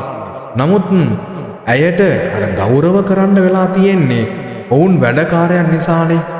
ඒ නිසා එක්තරා දවසක කුමාරිකාව කියනවා මට ගඟෙන් නාන්න අවශ්‍යයි. ගංගාවෙන් පැන් පහසු වෙන්න අවශ්‍යයි. පැන් සැනසෙන්න අවශ්‍යයි කියලා තමන්ගේ අම්මට තාත්තට දැනුවත් කරලා තමන්ගේ සේවක පිරිසත් එක්ක ගඟේ නාන්න යනවා. නාන්න යනකොට පිවතුනේ ඒ ගඟේ පැන් සැනසෙනකොට ඉහළින් ආපු මහ විශාල ජල ධාරාවක් මේ ගඟ පිරෙන්න පටන් ගන්නවා. ඉතින් මේගොල්ලෝ කලින් තිබ්බු ජලය එහෙම නැත්නම් කලින් තිබ්බු ගඟේ වතුර සැඩ නැති හින්දා ටිකක් ඈතට ගිහිල්ලයි පැන් සැනසෙමින් හිටියේ. නමුත් එකපාරම මේ වතුර වැඩි වෙන්න මේ සේවිකාව උපක්‍රමශීලීව ඇය ගංගාවේ තනි කරලා ගඟ මැද තනි කරලා ඔවුන් ගොඩට ඇවිල්ලා ඒ මහා විශාල වැස්සත් ඇද හැලෙන වෙලාවේ ඒ වැස්සත් එක්ක මේ කුමාරිකාව පේන්නේ නැතුව ගියා ගඟේ. ඉතින් ගඟේ වතුර වැඩි වෙන්න මේ කාන්තාව මේ සේවක පිරිස ඒ කාන්තාව මේ ගඟ මැද තනි කරලා තමන්ගේ සිටුමාලිගාවට ගියා. පැය ගානක විශාල මහ වර්ෂාවක් ඇද හැලිලා නිමා වුණන් පස්සේ තමා දන්නේ ගෙදර ඉන්න අම්මයි තාත්තයි සිටුවරයයි සිටු දියණියයි තමන්ගේ දුව එකම දුව ගංගාවට ගඟට නාන්න ගිහිල්ලා තවම ඇවිල්ලා නැහැ කියලා. ඉතින් ඒ වෙලාවේ මහා රටේ කැළඹීමක් ඇති වෙලා ගමේ කැළඹීමක් ඇති වෙලා ඇය හොයන්න පටන් ගත්තා. කොච්චර හෙව්වත් ඇය හොයාගන්න බැරි වුණා. අර ගංගාවේ සැඩ වතුරට ඇයව ගඟේ පහළට ගහගෙන යනවා. ගහගෙන යද්දි මේ ගඟේ පහළ තමා අර මං කියපු තාපසතුමාගේ ගල්ලෙන කුටිය තියෙන්නේ. ඉතින් ඒ ගල්ලෙන කුටිය තියෙන අවස්ථාවක මේ විමතුනි මේ එතන ගල්ලෙන අයිනෙම ආසනයක භාවනා කරන මේ තාපසතුමා භාවනා කර ඉද්දී ඔහුට පේන්න අහන්න දකින්න ලැබෙන විශාල අඳෝනාවකින් විලාපයකින් මේ කුමාරිකාවක් සිටු කුමාරිකාවක් පීඩනයකට යටත්ව ගඟේ සුලි වලින් කැරකි දිය රළට අහුවෙලා ගඟේ පහළට ගහගෙන යනවා. ඒ වෙලාවේ තාපසතුමාට තමන් තාපසතුමෙක් යයි කියන හැඟීම පැත්තකට තියලා ගඟට පැනලා බොහොම අසීරුවෙන් යුතුව ඒ කුමාරිකාව එහෙම නැත්නම් සිටු කුමාරිය බේරාගත්තා. බේරාගෙන ගොඩට ගෙනාවා. ගොඩට ගෙනල්ලා ගිනිමෙලයක් ගහලා ඇයට ඒ රස්නේ සලස්සලා ආරක්ෂාව සැලසුවා. ක්‍රමක්‍රමෙන් කළුවර වැටීගෙන ආවා. තාපසතුමා තමන්ගේ කුටිය ඒ කුමාරිකාවට දුන්නා. දීලා ඔහු එළියේ සීතල දරාගෙන භාවනා කරමින් හිටියා. නමුත් බලන්න මේ ඒ සිල්වත් ගුණවත් ඒ තාපසතුමා සිල්වත් ගුණවත් වුණාට ඒ කුමාරිකාව නිසා තාපසතුමාගේ තාපස ජීවිතය අවසන් කරලා නොගැලපෙන විවාහයකට පවා පත් වෙන්න සිද්ධ වුණා. හේතුව මොකද? තාපසතුමා කියන වයස. මේ තාපසතුමා වයස වුණාට බොහොම ගුණවත්. නමුත් අර කුමාරිකාව විවාහ කරගෙන එක්තරා ගමක ඉද්දී ඒ කුමාරිකාව තරුණයි. ඒ කුමාරිකාව තරුණ නිසා සල්ලාල පුරුෂයන් සල්ලාල මිනිස්සු හොරු මංකොල්ලකාරය ගෙනල්ලා සිටුවරයා බැඳලා එහෙම නැත්නම් මේ තාපසතුමා බැඳලා තාපසතුමාගේ ජීවිතය පවා අනතුරට ලක් කරන මට්ටමට ඒ කුමාරිකාව කටයුතු යෙදුවා. ඉතින් අපි කල්පනා කරලා බලමු මේක මේ සිල්වත් තාපසතුමා වෙන කවුරුවත් නෙමෙයි. අකීර්ති තාපසතුමා කියලා මේ තාපසතුමාට කියන්නේ. අකීර්ති තාපසතුමා තමයි අපේ සම්මා සම්බුදුරජාණන් වහන්සේ. බෝසත් ජීවිතයක අපිට මේ ජාතක කතාවෙන් එළියට එන්නේ වෙන මොකවත් නෙමෙයි. මේ ලෝක ධාතුවේ සම්බුදුවරු ලෝකේ පහළ නොවෙනකම් සද්ධර්මය ප්‍රතිලාභය ලෝකෙට නොලැබෙන තාක්කල් එවැනි මට්ටමේ ජීවිතවල අකටයුතුකම් වලට අපහසුතාවලට මුහුණ දෙන්න අපි ඔබ ගත කරන ජීවිතය ඇතුලේ සසර ගමන තුල ඔබටත් මටත් සිද්ධ වෙනවා. බෝසතාණන් වහන්සේ බෝසත් දිවිය ඇතුලේ උන්වහන්සේ ඒ වාගේ අකටයුතුකම් වලට අසීරුතාවට පත් වෙන්න සිද්ධ වුණා. හැබැයි මේ සසරේ රැඳිලා ඉන්න මේ භවයේ ගමන් කරන සත්වයෙක් නිසා, උජ්ජලයක් නිසා, භවයේ අසරණ භාවය හදාගත්තු කෙනා නිසා ඔබ කල්පනා කරලා බලන්න. මේ මං ඉස්සරින් ඉදිරිපත් කරපු භයානක ව්‍යසනයක් ඉදිරියේදී ඒමට නියමිතයි. ඒ ව්‍යසනයෙන් බේරෙන්න බැරි නම් ව්‍යසන ඉදිරියේ මරණයටපත් වෙන්න අපිට වෙනවා නම් ඔබ භෞතික වශයෙන් එහෙම නැත්නම් එදිනදා ජීවිතයේ හයිය හත්තිය යොදාගෙන මොන පිළියම් පැලස්තර යොදා ගන්න හැදුවත් මරණය කියන එක එළඹෙන්නේ නැතුව තියෙන්නේ නැහැ. එළඹෙනවා. ඒක ලෝක ධර්මතාවයක්. ඒක සබාධාමේ ස්වභාවයක්. සබාධාමේ රටාවක්. කොවිඩ් වසංගතය අනිවාර්යයෙන්ම තව ටික දවසකින් ලංකාවේ වෙලා ගන්නවා. ඒ ප්‍රභේදය ලංකාවට දැන් ඇතුළු වෙලා අවසන්. මරණය අපේ දොරකඩට එනවා. එහෙම එද්දී ඔබ මොන රැකවරණයක් හදාගෙනද තියෙන්නේ කියන එක මේ වෙලාවේ හැමෝම කල්පනා කරලා හැමෝම විමසලා බලන්න ඕන දෙයක්. සීලයෙන් අඩුපාඩුවක් තියෙනවා නම් සීලය මේ මොහොතේ ඉඳන්ම රකින්න සිහිම සතිමත් වෙන්න ඕනේ. ගෞරවණීය වෙන්න ඕනේ. බුදුරජාණන් වහන්සේ හඳුනන්න ඕනේ. ධර්මය හඳුනන්න ඕනේ. අස්ථාරි පුජ්‍යල මහා සංඝරත්නය හඳුනන්න ඕනේ. බාහිර ජීවිතවලට වටිනාකම් දීදී ගියපු ජීවිතය ටිකෙන් ටික අඩු කරලා මේ ඉදිරියේ එන ව්‍යසනයට තමන්ගේ ජීවිතය වඳුන් වෙන වෙලාවේ ගෞරවණීය මිනිසෙක් විදියට එහෙම නැත්නම් සීලෙන් පිරිහුණු මිනිසෙක් නොබී ගෞරවණීය මිනිසෙක් විදියට ශ්‍රාවක පුත්‍රයෙක් විදියට ශ්‍රාවක දියණියක් විදියට මේ මිහි මඩලේ ගෞරවණීය වන්දනීය මරණයක් උරුම කරගන්න නම් දැන් හරි කමන්නේ බුද්ධ ශාසනයේ වටිනාකම ඔබේ ජීවිතයට ගලපා ගන්න වෙනවා. එහෙම ගලපා ගන්න යමෙක් අසමත් වෙලා මේ අපි ධර්ම සාකච්ඡාවෙන් පසුව ඒ ජීවිත රටාවම ඔබ ගෙනිච්චොත් එහෙම ඒ ජීවිත රටාව ඇතුලේ ඔබට අසරණ වෙන අසරණ වීම ගැන කිසිම කෙනෙකුට කරුණු දක්වන්න හේතු දක්වන්න බෑ. හොඳින් බලන්නකෝ වෛද්‍යවරු, ඉංජිනේරුවරු, මහාචාර්යවරු, ආචාර්යවරු මේ ලෝකේ කොවිඩ් වසංගතය හැමේ තමන්ගේ ඥාතීන්ට මල සිරුරවත් දැක බලා ගන්න බැරි තරමටම මේ සබාධම ක්‍රියාත්මක වුණා. ඒ වෛරසය ක්‍රියාත්මක වුණා. මිනිසුන්ගේ එදිනදා භෞතික ලෝකෙ කොච්චර දියුණුයි කීවත් ඒ කොවිඩ් ප්‍රභේදයේ ඉදිරියේ ඒ භෞතික ලෝකෙට පරාජය වෙන්න උනා. සමහර මිනිස්සු එක්තර මම දන්නවා මෙය පිට රටක ගෙදරට දාලා තිබ්බේ රත්තරන් දොරවල් ජනෙල් උළුහව් දාලා තිබ්බේ. කෑම කෑවේ රත්තරන් තැටිවල. ඉතින් ඒ ගෙදරම තමන්ගේ ඒ දුවගේ තාත්තට මැරෙන වෙලාවේ ඔක්සිජන් ටැංකියක් හොයාගන්න බැරි වෙච්ච තැන ඒ තමන්ගේ දියණිය තමන්ගේ ගෙදර ඇතුලේ ගොඩ ගහලා තිබු ඩොලර් ටික එහෙම නැත්නම් සල්ලි මිටි ටික එළියට විසි කරලා පුච්චනවා. ඇයි හේතුව?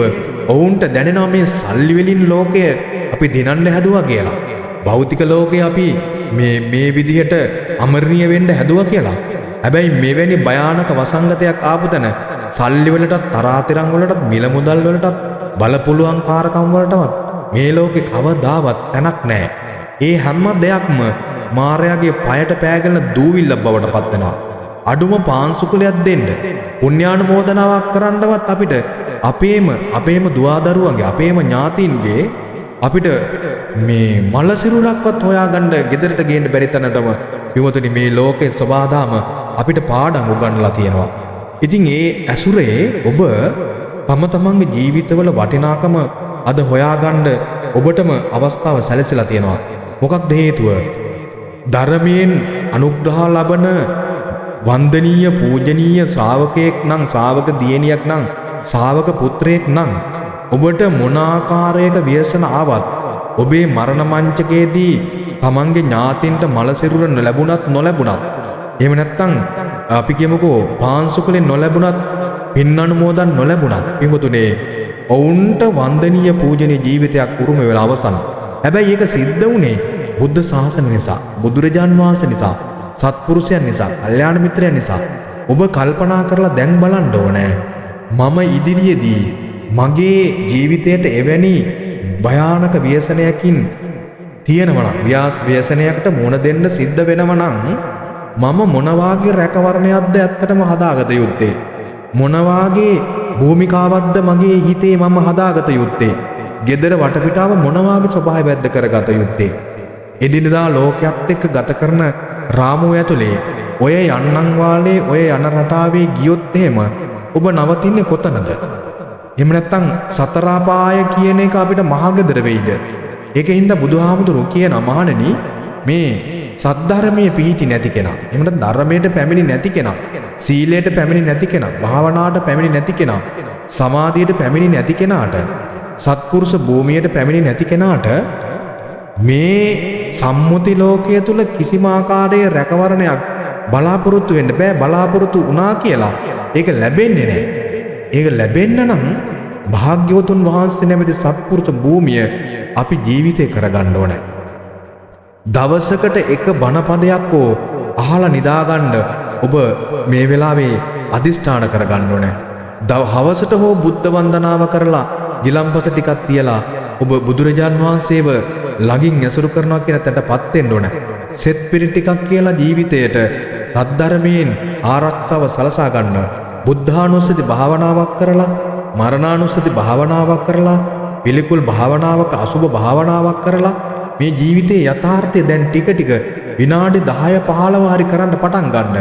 මේක වැඩෙන්නේ නැහැ කියලා ක්‍රමවේදයක් නැහැ. දැනුන් නැති වුණාට මනස ටික ටික හෝ පරිවර්තනය වෙනවා. ඉතින් ඒක නිසා අපිට ඔබ ඔය ඉන්න බලපුලුපාංකාරකම් සල්ලි මිල මුදල් ටික වතු පිට යාන වාහන ටික පිමුතුනි අපිට ඒ කොවිඩ් වසංගතයේදී අසරණ වුණා වාගේ ලොක්ඩවුන් කළොත් පිමුතුනේ වෙන මුකුත් ඕනේ නැහැ. ගමේ කඩේ වහන්න වෙනවා. කඩේ වැහුවොත් අපිට බඩගින්නේ ඉන්න වෙන්නේ. ඉතින් ඒ ස්වභාවයෙන්ම කල්පනා කරලා බලන්න මෙවැනි අවස්ථාවක මේ බාහිර ලෝකෙ කොච්චර අසරණයිද? ඒ අසරණ භාවය ලැබුණට කමක් නැහැ. මානසික සංවර්ධනයක්, මානසික පාරිශුද්ධියක්, මනසේ බිඳවැටීමක් නැතුව, මනස තුළ තැති ගැනීමක් නැතුව, බඩගිනි එන්න තමන්ගේ දරුවන් මරණයටපත් වෙන්න, තමන්ගේ ප්‍රේයන් තමන්ගේ ඇස් ඉදිරිපිටට මැරිලා වැටෙන්න පිමුතුනේ. අපිට මොකද්ද අපි තුල තියෙන ඒ එකම මොහොතකවත් මේ මනස පළුදු වෙන්නේ නැතුව, මනස දුස්සීල වෙන්නේ නැතුව, මනස බිඳ වැටෙන්නේ නැතුව ජීවිතය උනාටුවකට හසු වෙලා සුලියකට හසු වෙලා වාගේ නොයන්න නම් අපි මෙතෙක් අපි මනසේ ධර්මයේ ප්‍රතිලාභයට කොච්චර මනස එළඹිලා තියෙනවද? සද්ධර්මයේ තුල කොච්චර මනස පිහිටලා තියෙනවද කියන එක දැන් බැලිය යුතුයි. මොකද හේතුව එක්තරා අවස්ථාවක මේ අනේපිඩු සිටුතුමාට අහනවා. අනේපිඩු සිටුතුමාගෙන් අහනවා බුදුරජාන් වහන්සේ අනේපිඩු සිටුතුමනි මේ ඔබගේ රටේ රාජධානිය සිව් දිසාවෙන් මේ රටේ මුළු මනින්ම වැහෙන ආකාරයේ ගල් හතරක් සිව් දිසාවෙන් පෙරලි එනවා ගම් දනව විනාශ කරමින් මිනිස් ජීවිතය සුන්නත් දූවිලි කරමින් මේක බොහොම වේගෙන් රට අභ්‍යන්තරයට සිව් දිසාවෙන් මේ ගල් හතර පෙරලීගෙන එනවා. ඔබට තියෙන රැකවරණය මොකක්ද කියලා අහනවා බුදුරජාන් වහන්සේ. ඔබ ඒක කල්පනා කරලා බලන්න. ඔබට තියෙන රැකවරණය මේ මට්ටමට මේ සබහාදාම එහෙම සිද්ධ වුණොත් සිද්ධ වෙන්න බැරිකමක් නැහැනේ. එහෙම සිද්ධ වුණොත් ඔබට තියෙන රැකවරණය මොකක්ද? ඔබේ මනස තියෙන රැකවරණය මොකක්ද? ඊළඟ භවයේ උත්පත්තිය පිණිස යන ඔබට අපි සතර ආපායට නොවැටී ඉන්න තැනට අපිපත් වෙලාද? එහෙම නැත්නම් සතර ආපායට නොවැටෙන බුදුරජාන් වහන්සේගේ ශ්‍රාවකයෝ වූ අනන්‍යතාවය ඔබට ගිලිහිලා නැද්ද? ඒ අනන්‍යතාවය උඩ ඔබ ඉන්නවද? ඒ ධර්මයේ අනුග්‍රහය ඔබ තුල තියෙනවද? ඒ සත්පුරුෂ භූමිය අනුග්‍රහය ඔබ තුල තියෙනවද කියන එක මේ මොහොතේ අපි කල්පනා කරලා බැලිය යුතුයි. ඒකින්ද ඔබට තමන්ගේ සෙවණැල්ල තමන්ගේ රැකවරණය හදාගන්න මම ඔබෙන් ගෞරවයෙන් ඉල්ලන්නේ. හැම දිනම පුළුවන් හැම වෙලාවකම වැඩ බිමක හරි කමන්නේ, ඔෆිස් එකේ හරි කමන්නේ, වැඩ ටික ආරම්භ කරනකොට එහෙම නැත්නම් රාත්‍රී කාලයේදී හරි කමන්නේ, උටුවක වාඩි වෙලා බුදුරජාන් වහන්සේ ගුණ ටිකක් විනාඩි 10ක් 15ක් සිහි කරන්න. ගෙදරකට ඇවිල්ලා රාත්‍රී ආහාර ටිකක් අරගෙන තුනුරුවන්ගේ ගුණ සිහි කරන්න. මරණය ගැන කල්පනා කරන්න. පවාත දීප තුල්යාය සායු සත්තතියා කයං පරූපමාය සම්පස්සං භාවයේ මරණස්සති මහා සම්පත්ති සම්පත්තා යතා සත්තා මතායිද තථා අහම් මරිස්සාමි මරණං මම හෙස්සති. අපි මේ ජීවිතයේ ඇතුලේ මේ මරණය නැමැති සුලිකුණාටුව, මේ පුංචි ජීවිතේ නැමැති පහන මේක නිවල දානවා. ඒ නිවල දානකොට ඒ පහනේ එල්ලීගෙන හිටපු පළගැටියන්ටත් තෙල් තිබ්බත් තිරය තිබ්බත් පහනට වෙන්නේ මොකද්ද? ජීවිතේම නිවාගෙන යන්න සිද්ධ වෙනවා. ජීවිතය තුලින් නිවිලා යන්න සිද්ධ වෙනවා. ඒ ජීවිතය තුලින් ඒ නිවිල යද්දී මරණයටපත් වෙද්දී ඒ බුදුරජාන් වහන්සේගේ ධර්මයේ රැකවරණය ඒ මනසට ගලාගෙන ඇවිල්ලා තිබ්බ නැත්තම් බුද්ධානුස්සති භාවනාවක්, මරණානුස්සති භාවනාවක්, එහෙම නැත්නම් අසුභ භාවනාවක් මොනම ආකාරයක ස්වභාවයක්වත් ඔබ මනසට අපි බල ගන්නවලා තිබ්බේ නැත්තම් දැන් බලන්නකෝ, මන් දන්නවා ඔබට හෙඹිරිස්සාවක් වුණත් එළඹුණු වෙලාවක බලලා හොඳ වෙන්නේ නැත්තම් අනිවාර්යයෙන්ම ඔබ සිද්ධ කරන දේ තමා බෙහෙත් ටිකක් ගේන්න යනවා. හැබැයි ඒක බෙහෙත් ටික ගෙනල්ලා ඔබ පොවන්නේ රූපයට. හැබැයි ඔබ දන්න කතාව තමා කොච්චරේ රූපයට පොවලා తాවකාලික සූපත් භාවයක් ලැබුණත් ඔබට ওই රූපේ නිත්‍ය වශයෙන් පවත්වන්න බෑ. ඔබට මගේ කරගෙන ඉන්න බෑ ඕක. හේතුව මොකද? මොහොතින් මොහොත අර කළු තලා වැටිලා, පැල්ලම් වැටිලා, කෙස් ටික සුදු වෙලා, හැම රැලි වැටිලා, එදා තිබ්බු මේ අයේ තිබ්බු ශක්තිය දැන් පිරිහිලා ගිහිල්ලා. ඉතින් අර කෝරාවේ රජුරවන්ට රට්ටපාල කුමාරට රත්පාල මහරහතන් වහන්සේට හේතු ගන්නන්න වුණා.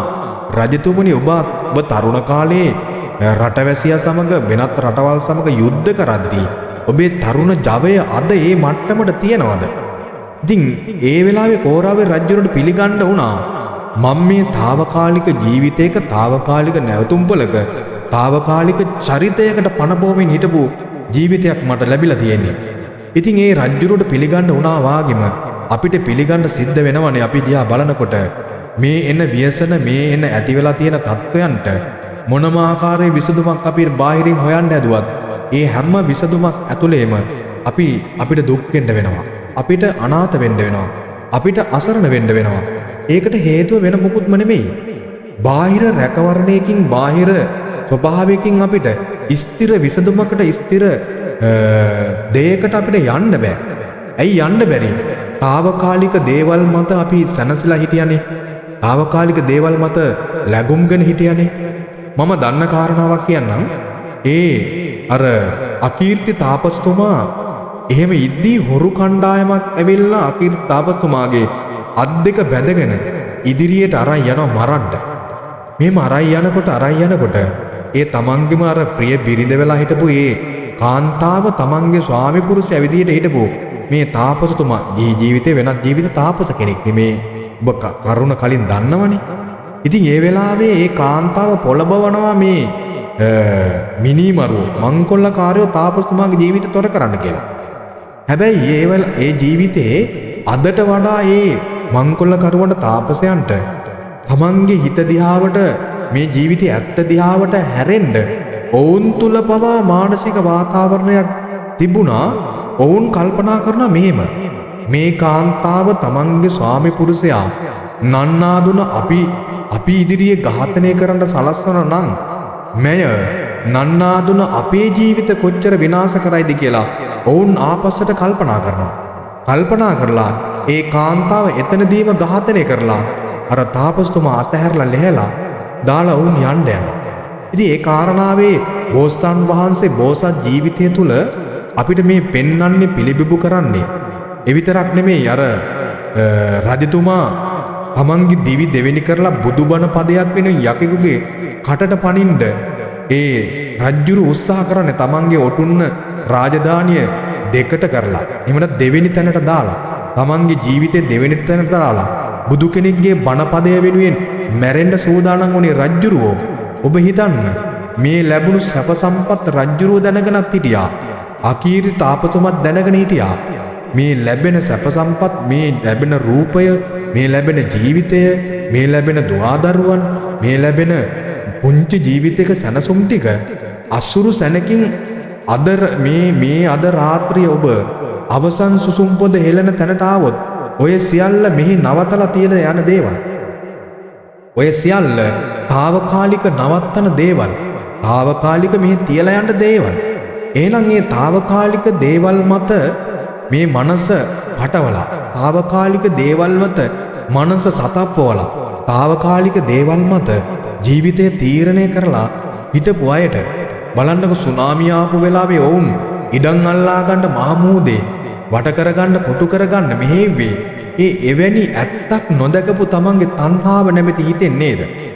ඒ තණ්හාව කොච්චර ව්‍යසනයක් වුන්ට සිද්ධ කළාද කියනකොට මේ මුහුදේ දෙබෑ වෙලා ඒ වතුර ටික පොළව යටට ගිහිල්ලා මේ මහද්වීප ප්ලවනය කියන මේ මට්ටම එහෙම නැත්නම් පොළව ප්ලවනය කියන මට්ටමට වතුර පිරීලා උඩට එන වේගය මුහුද රළ උදම් රළක් වාගේ ඒ පැත්තට ගැහුවා කියන එක අද නෙමෙයි මේක බුදුරජාන් වහන්සේ දේශනා කළේ. සමුද්‍ර වාණික ජාතකය හොඳින් අරගෙන බලන්න. ඒ සමුද්‍ර වාණික ජාතකයේ බෝසතාණන් වහන්සේ ඒ සුනාමි වලට මුහුණ දීලා තියෙනවා. ඒ සංසුන් ජීවිතය, ඒ නිවුණු ජීවිතය බොහෝ ජීවිත ආලෝක කරලා ඒ ලෞතුරු බුදුරජාන් වහන්සේ අද සේනාසනවල පන්සල්වල පිළිමන වහන්සේ නමක් බවට පත් වෙලා. නමුත් එහෙම වුණ හින්දාම බුදුරජාන් වහන්සේගේ ධර්මයෙන් එළියට එන හැම ජීවිතයකට ලැබෙන රැකවරණය, හැම ජීවිතයකට ලැබෙන නිවීම, යක්ෂයන්ට ප්‍රේතයන්ට පවා ලැබෙන නිවීම සංසිඳීම කියන එක අද බොහෝ දුරට ඈතින් ඈතට ගමන් කරලා තරුණ දරුවෝ පවා ජීවිතයේ භික්ෂුන් වහන්සේ නමකට ගරු කරන්නේ නැති තැනට පත් වෙන්න වෙලා, කුඩා දරුවන් පවා පසඟ පිහිටුලා වඳින්න බැරි තැනට පත් වෙලා, කුඩා දරුවන් පවා කුල පවා සංඝ රත්නය කියන ස්වභාවය තුල වැඩිහිටියන් තුල පවා සංඝ රත්නය කියන තැන, බුද්ධ රත්නය කියන තැන, ධර්ම රත්නය කියන තැනට අද ලැබිලා තියෙන පුදුමාකාර අඩු ලංසුවක්. ඒක නිසා අපි කල්පනා කරගත යුතුයි මේ භාවනා කරන යෝගාවචරයන්ට, ජීවිතයේ ඇත්ත හොයාගෙන යන ඔබට මේක තුල අඩමාණයට රැඳිලා ඉන්නවා නෙමෙයි. මේක ජීවිතය කරන රැඳිලා ඉන්න යුගය දැන් අපිට එළබිලා තියෙනවා. හේතුව ව්‍යාධිය, වසංගතය, රෝගය කියන එක ඉක්මනින් අපේ ගේ දොරකඩට එන්න පටන් ගන්නවා. ඒ එනකොට දරුවන්ට රැකවරණය ඔබට හදන්න බෑ. දරුවන්ට රැකවරණය ඔබ හදන්න නම් දරුවන්ට රැකවරණය හදන්න වෙන්නේ වෙන කිසිම දෙයකින් නෙමෙයි. ධර්මයේ තුලින් ඔවුන්ට රැකවරණය හදන්න වෙන්නේ. ඔබගේ ජීවිතේට රැකවරණය හදන්න වෙන්නේ ගේ ඇතුලේ කොච්චර වහලා තිබ්බත් මේ ප්‍රභේදය හැම කෙනා තුළටම ඇතුල් වෙන ස්වභාවය පේන්නේ නැත්නම් අපිට වඩා ඔවුන් එහෙම නැත්නම් අපිට වඩා සබහාදාම එච්චර බල සම්පන්න වෙලා නම් ඒ වෛරසය සුලගේ පවා පැතිරෙනවා නම් සබහාදාම ඔබට ඉදිරිපත් වෙලා සබහාදාම මේ වෛරසය ප්‍රවාහණය කරන්න නැත්නම් මේ වෛරසය ප්‍රවර්ධනය කරන්න දායක වෙනවා නම් ඔබ සබහාදාමේ කොටස් කරුවෙකු විදිහට ඔබට වටිනාකමක් තියෙනව නේද? ඔබට යුතුයකමක් තියෙනව නේද? මේ සබහාදාම පිරිසිදු වෙන මට්ටමේ සීලයක්, සමාධියක්, ප්‍රඥාවක්, විමුක්තියක් අද පුහුණු කරන්න. ඒක නිසා අද මාතෘකාවට අපි අනගත වුණේ වෙන මොකුත් නෙමෙයි. මේ බුදුරජාන් වහන්සේගේ සද්ධර්මය, බුදුරජාන් වහන්සේගේ ශාසනය තමයි මිනිසෙක් පාරිශුද්ධත්වයට පත් කරවනවා නම්, මිනිසෙක් සංසාර බය දක්නා නුවණට ගෙනියනවා නම්, මිනිසෙකුට මේ භවය අවසන් කරනවා කියන තැන, ජරාවට පත් වෙනවා කියන තැන, ව්‍යාධියට පත් වෙනවා කියන තැන, මරණයට පත් වෙනවා කියන මේ අභියෝග සියල්ල සංසිඳවන්න පුළුවන් එකම තැන තමයි බුද්ධ ශාසනය. හැබැයි ඒ බුද්ධ ශාසනය අපි අද හඳුනාගත්තු මට්ටම් හරි වෙනස්. අද බුද්ධ ශාසනය අපි හඳුනාගෙන තියෙන්නේ එක එක්කෙනාගේ විවිධ කෝණ වලින්, විවිධ මාන වලින්, විවිධ සිතුම් පැතුම් වලින්, විවිධ ක්‍රියාකාරකම් වලින්. හැබැයි පියමතුනේ මොන විදියට හඳුනාගත්තත් කල්පනා කරලා බැලිය යුතු දෙයක් තියෙනවා. මේ ජීවිත කතාවේ අපිට මේ බුද්ධ ශාසනයේ ගුණයක් පරිපූර්ණ කරන තැනට, අඩුම සිල්පද කැඩෙන්නේ නැති තැනට අපිට පුහුණු කරන්න බැරි වුණොත් අපි කොච්චර ලාමකයිද, කොච්චර දුර්වලයිද? ඇයි හේතුව? සිල්පද පහවත් පරිපූර්ණ මට්ටමට අපිට ගේන්න බැරි වුණොත් මේ ජීවිතේ ඔබ ඊළඟට මරණයට පත්වලා යන ඒ ජීවිතයේ ස්වરૂපය විමුක්තිය බුදු කෙනෙක් විස්තර කරනවා. මම ඉදිරියේදී තව දින කීපයකින් මම මේ දේශනාව පැය 3ක විතර දේශනාව සිද්ධ කරන්න වෙනවා. මොකද හේතුව මේක බොහොම බරපතල මට්ටමින් අපේ ජීවිතයට ඈඳ ගන්න වෙනවා. මොකද නිරය පිළිබඳව විස්තර දක්වමින්, පැහැදිලි සවිස්තරාත්මක විස්තර දක්වමින්, එහෙම නැත්නම් ආටානාටිය සූත්‍රය හරහා යක්ෂ, ප්‍රේත, පිශාච, කුම්භාණ්ඩ, ගාන්ධාර, නාග පිරිස මේ හිමාල පර්වතයේ, ගිජ්ජකූට පර්වතයේ මුදුනට ඇවිල්ලා බුදුරජාන් වහන්සේට මේ නොපෙනෙන ලෝකේ තත්වය අවධාරණය කරලා තියෙන බව බොහෝ අය දන්නේ නැහැ. ඒ වෛශ්‍රවණ දිව්‍ය රාජා බුදුරජාන් වහන්සේට මේ නොපෙනෙන ලෝකයේ තත්වයන් විස්තර කරනවා. ඔබ දන්නේ නැතිනවට සමහර ප්‍රේතනිකායන් තියෙනවා. ඒ ප්‍රේතයෝ තවත් බඩගින්න ඉවසා ගන්න බැරිව තවත් ප්‍රේතයන්ගේ මස් වැදලි පවා ඉර තමන්ගේ ආහාරට ගන්න තරම් ඒ ප්‍රේත ලෝකයේ බඩගින්න දරුණුවට දැනෙනවා කියන එක ඔබට හිතා ගන්න පුළුවන්ද? ඔබ දවස් 3-4ක් බඩගින්නේ හිටියොත් ඔබට මේ කය නැගිටවන්න බෑ. මේ කය ඔබට ඕන ආකාරයෙන් පවත්වන්න බෑ. එහෙට මෙහෙට ක්ලාන්ත වෙනවා. එහෙට මෙහෙට තමන්ගේ ඇස් දෙක නිලංකාර වෙනවා. මේ මට්ටමින් ඔබ හිතන්න බොහෝ ජීවිත වල දුක් විඳින්නා ප්‍රේතයන්ට අද මේ ජීවිතෙන් අත මිදේද, හෙට අත මිදේද, මේ අසුචි මල මුත්‍ර අනුභව කරලා සෙම්සටු අනුභව කරන ජීවිතෙන් මට කවදානම් මිදෙන්න ලැබෙයිද කියන එක ඔවුන් කොච්චර කල්පනා කළාද? ඔවුන්ට මේ ජීවිතේ මිදීමක් නැහැ. ඒ මිදීමක් නැත්තේ ඔවුන්ගේ සාංශාරික විපාකයයි. මේ ජීවිතේ බුදු කෙනෙක්ගේ ශාසනය අඳුරාගත්තු නැති එකයි, බුදුරජාන් වහන්සේගේ ධර්මයේ නොපිහිටි නැති එකයි කියන ඔක්කොම එකතු වෙලා තමයි අපි මුතුනේ ඒ ස්වභාවයට ඇසුරු වෙන්නේ, ඒ ස්වභාවයට පත් වෙන්නේ. ඒක නිසා ඔබ කල්පනා කරලා බැලිය යුතුයි ජීවිතේ රැකවරණය බාහිරට දෙනවට වඩා ජීවිතේ රැකවරණය ඔබ බුදුරජාන් වහන්සේගේ ශාසනය මත පවත්වන්න. ඔබ බුදුරජාන් වහන්සේගේ ධර්මයේ මත පවත්වන්න. ඔබ බුදුරජාන් වහන්සේ පෙන්වු මේ දුක් කරදවලින් තොර, දුක් කරදර නැති ජීවිතයකට එන්න නම්, ඒ ස්වභාවයක් උපදවා ගන්න නම් කෙනකෙනා වශයෙන් Tamanට වගකීම අරගෙන මේ බුද්ධානුස්සති, මෛත්‍රී, අසුබ, මරණ සති කියන මේ කමඨාන් හතරෙන් කුමක් හෝ දෙයක් වුණු කරන්න. කුමන මට්ටමේ හෝ ගුණයක් පුහුණු කරගන්න. අඩුම බුද්ධ පූජාවක් තියෙන එක හරිය. එහෙම නැත්නම් සෙත් පිරිස් සජ්ජායනා කරන එක හරිය. එහෙම නැත්නම් ප ဋ ාණය සජ්ජායනා කරන එක හරිය. ඒ වාගේ මට්ටම් වලින් පවා රැකවරණය හදාගන්න කියලා මම අවධාරණය කරන්නේ. අපි යමක් දන්න හින්දා, දැනෙන හින්දා, දකින හින්දා තමයි මේ අවධාරණය කරන්නේ. මොකද හේතුව මේ මරණය කියන එක ඔබටත් මටත් පොදුයි තමයි. ඒක මට පැනලා යන්නත් බෑ, ඔබට පැනලා යන්නත් බෑ. හැබැයි මේ මරණයට පත් වෙන වෙලාවේ අපේ හිතේ ස්වභාවය කාටවත් ඔසවලා තියන්න බෑ. අම්මටත් බෑ, තාත්තටත් බෑ, බිරිඳටත් බෑ, ස්වාමියාටත් බෑ. ඔබටම ඔසවා ගත යුතු මනසක් තියෙන්නේ. ඒ මනසට උපකාරී කරන්න මේ ලෝකේ කාටවත් බෑ. හැබැයි උපකාර කරපු කෙනා තමයි මගේ තථාගත දසබලධාරී සර්වඥ සම්මා සම්බුදුරජාන් වහන්සේ. ඒක නිසා ඔබ මා කෙරේ අනුකම්පාවෙන් තමන්ගේ සතුට මේ 20 අසංග කල්පලක්ෂයක්ම දන් දුන්නා. තමන්ගේ සතුට යසෝදරා වෙලා තමන්ගේ සතුට දරුවන් දන් දීදී, තමන්ගේ ස්වාමියා දන් දීදී, තමන්ම දන් දීදී යසෝදරාව මේ ලෝකේ මිනිසුන්ට, මිනිසුගේ ජීවිතවලට තමන්ගේ සතුට පූජා කළා. තමන්ගේ ආදරයේ පුදසුන, එහෙම නැත්නම් සෙනෙහසේ පුදසුන ලෝකයා වෙනුවෙන් තැන්පත් කළා. රාහුල කුමාරයා දන් දුන්න චතුරාසංග කල්පලක්ෂයක්. එවැනි කැපවීම කළේ ඔබට මේ ජීවිතයේ තියෙන මෙන්න මේ භයානක ඉරණම ස්වභාවය. සසරේ ඇවිදගෙන යන කෙනෙකුට ලැබෙන දුක් සහගත බවින් ඈතර වෙන මාවත කියලා දෙන්න කියන එක අද වර්තමාන ලෝකෙට පේන්නෙත් නැහැ, හැඟෙන්නෙත් නැහැ, දැනෙන්නෙත් නැහැ. ඉතින් ඒ ස්වභාවයන් ඔබ ධර්මයේ අසුරු කරන සත්පුරුෂ අසුරක් තියෙන, කල්යාණ මිත්‍ර අසුරක් තියෙන ඔබට බාහිර ලෝකෙට වඩා හොඳින් මේක වැටහෙන්න ඕනේ. හොඳින් දැනෙන්න ඕනේ. ඔබ එකතු වෙලා සත්පුරුෂ භූමියක් හදන්න ඕනේ. ඔබ එකතු වෙලා සත්පුරුෂ ලෝකයක් හදන්න ඕනේ.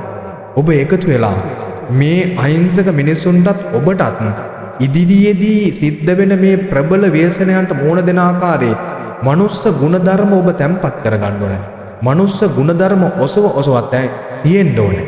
සමහර වෙලාවට Tamanට ඉවසන්න වෙනවා බඩගින්න පවා. සමහර මිනිසුන්ගේ සතුට වෙනුවෙන්, සමහර මිනිසුන්ගේ දුක් අඳෝනා ඔබට අහන්න වෙනවා. ඔවුන්ගේ හිතේ සැනසුම වෙනුවෙන්. ඒක තමයි බුදු කෙනෙක්ගේ ශ්‍රාවකව ස්වභාවය. හැබැයි එහෙම අහන්න නම්, එහෙම දරන්න නම්, එහෙම ඒ අයට උදව් කරන්න නම් අපි ඉස්සරලා අපි හිත හදා ගන්න ඕනේ. ඉස්සරලා අපි සත්පුරුෂ භාවනාමය භූමියක් හදා ගන්න ඕනේ. සත්පුරුෂ කල්යාණ මිත්‍ර භූමියක් හදා ගන්න ඕනේ. ඒකට මම දිවා රෑ දෙකේ ඔබව ඒ තැනට යොමු කරන්න මම ඕනම අවස්ථාවකදී ඉදිරිපත් වෙලා ඉන්නවා. ඒක නොබියව, එහෙම නැත්නම් නොපැකිලිව මම මේ වෙලාවේ කියනවා. මොකද මේ ධර්ම දේශනාව අවසන් වෙලා 10 විතර වෙනකොට ඔබ නිදා ගන්න පුළුවන්. හැබැයි අපි සැතපෙන්නේ පාන්දර 3 විතර වෙනවා. මොකද හේතුව මේ හැම සාසනික වැඩ කටයුත්තක්, ඔබ වෙනුවෙන් කරන වැඩ කටයුත්තක්, ධර්ම දානයක් මොනවා සිද්ධ කළත් මගේ හිතේ දියුණුව පිළිබඳව මම වග කියන්න වෙනවා. අන්නේ දියුණුව ගැන මම අවධාරණය කරනවා. ඒ විතරක් නෙමෙයි, ධර්ම දේශනා කරන, ධර්ම දේශනා රෙකෝඩින් කරනවා. දැන් මෙතන මේ ලැබිලා තියෙන උපකරණ බලන්න, මේ මම හිතන ලක්ෂ ගණනින් වටිනා උපකරණ මේ මම ළඟ තියෙනවා. කැමරාවක් තියෙනවා, රෙකෝඩියම් සිස්ටම් එකක් තියෙනවා. ඒ විතරක් නෙමෙයි, තවත් බොහෝ මයික් ස්ටෑන්ඩ් තියෙනවා, කැමරා ස්ටෑන්ඩ් තියෙනවා. මේවා මේ හෙලිදුලින් ගත කරන්න, එහෙම නැත්නම් කම්සප විඳින්න නෙමෙයි මේවා මට පූජා කරලා තියෙන්නේ. ඔබ වෙනුවෙන් ධර්ම දාණය දෙන්නයි. මේ සත් ධර්ම දාණය කියන එක සියලු සත්‍යයන්ගේ සියලු දාණය පරදවලා තියෙන හින්දා ඔබට මම අවධාරණය කරනවා, ජීවිතේ මොනවා හරි යම් සම්දිස්ථානයක් තියෙනවා නම්, හැරවුම් ලක්ෂයක් තියෙනවා නම් ධර්මයට එන්න. අමාරුයි තමයි, ධර්ම මාවත අමාරුයි. නමුත් එකට අත්වැල් බැඳගෙන අර මහ විශාල රැල්ලක් එන වෙලාවට එක් අත්වැල් බැඳගෙන වැටි හරි කමන්නේ නැගිට මේ යන ගමන යනවා වාගෙම සත්පුරුෂ භූමියට අත්වැල් බැඳගෙන එකතු වෙන්න කියලා ඔබට ආරාධනා කරන ගමන් ඉදිරියේදී ඔබට, ඉදිරියේදී කියන්නේ හෙට දිනේ ඉඳන් ඉදිරියට තමන්ගේ ජීවිතවල තමන්ගේ කල්යාණ මිත්‍රයන්, සත්පුරුෂයන්, ඥාතීන්, එහෙම නැත්නම් තමන්ගේ ජීවිතවල යම් යම් හැරවුම් ලක්ෂවල, උපන් දිනවල, එහෙම නැත්නම් මාස 3, දවස් 7 සමහර අයගේ ඒ පුණ්‍යානුමෝදනා සිද්ධ කරන කටයුතු වලදී අපි බොහොම සතුටින් ඔබට ඉදිරිපත් කරනවා. ඒ හැම කෙනාගේම ධර්ම දේශනා දැන් සජීවීව අපිට අන්තර්ජාලය ඔස්සේ අපිට දේශනා කරන්න අවස්ථාව සැලසෙලා තියෙනවා. ධර්මයේ රෙකෝඩින් කරන්න අවස්ථාව සැලසෙලා තියෙනවා. බොහෝ අයට ඒක ශ්‍රවණය කරලා ඒ ධර්මයෙන් සැනසෙන්න ඔබට ධර්ම දානයක් දෙන්න ලෝකෙටම ධර්ම දානයක් දෙන්න අවකාශය දැන් සැලසෙලා තියෙනවා. ඒක නිසා මං හිතන්නේ ඊට දවසේ ආදරණීය දියණියකගේ උපන්දිනය යෙදලා තියෙනවා. ඒ දියණියගේ උපන්දිනය වෙනුවෙන් පළවෙනි සජීවී ධර්මදේශනාව, රෙකෝඩින් ධර්මදේශනාව, වීඩියෝ ධර්මදේශනාව අපිට කරන්න හැකි වෙයි කියලා මම ගොඩාක් විදිහට බලාපොරොත්තු තියාගෙන ඉන්නවා. එහෙම නොවුනත් අපි අනිවාර්යයෙන්ම අපේ YouTube channel එක subscribe කරලා තියෙනවා නම් ඒ channel එක හරහා මම ඒක අප්ලෝඩ් කරන් පස්සේ ලෝකේ ඉන්න හැමටත් ගෙදර ඉන්න ඔබටත් මේක සජීවීව ශ්‍රවණය කරන්න පුළුවන්, බලන්න පුළුවන්, දැක බලා ගන්න පුළුවන්. ඒ අවස්ථාව හැබැයි අමතක කරන්න බෑ. ඒ අවස්ථාව ලබා දෙන්න බොහෝ සත්පුරුෂයන්ගේ දායකත්වය මෙතෙන්ට ලැබිලා තියෙනවා. කම්පියුටර්ස් දෙකක් තියෙනවා, ලැප්ටොප් එකක් තියෙනවා. එතකොට පොඩි වෆල් එකක් තියෙනවා, රෙකෝඩින් සිස්ටම් එකක් තියෙනවා, කැමරා එකක් තියෙනවා. මේවැනි වටිනා ලක්ෂ ගණනින් වටිනා මේ දේවල් මේවා අපිට පූජා කරලා තියෙන්නේ ඔබේ නිවීම සැනසීම උදා කරන්න. ඒක නිසා ධර්ම දාණය දෙන්න බොහෝ අයට දැන් අවකාශ සැලසෙලා තියෙනවා. ගෙදර ඉඳන් හරි ඒ ධර්මයට අනුග්‍රහ දක්වන්න ලැබුණානේ කියන සතුට, ලෝකයේ මිනිස්සු ධර්මය අහනවානේ කියන සතුට මේ ලෝකයේ සබ්බ දානං ගිනාති ධම්ම දානං බවට පරිවර්තනය වෙනවා. ඒ සද්ධර්ම දානේ ප්‍රතිලාභ ලබන්න ඔබ හැමතෙම ආරාධනා කරනවා.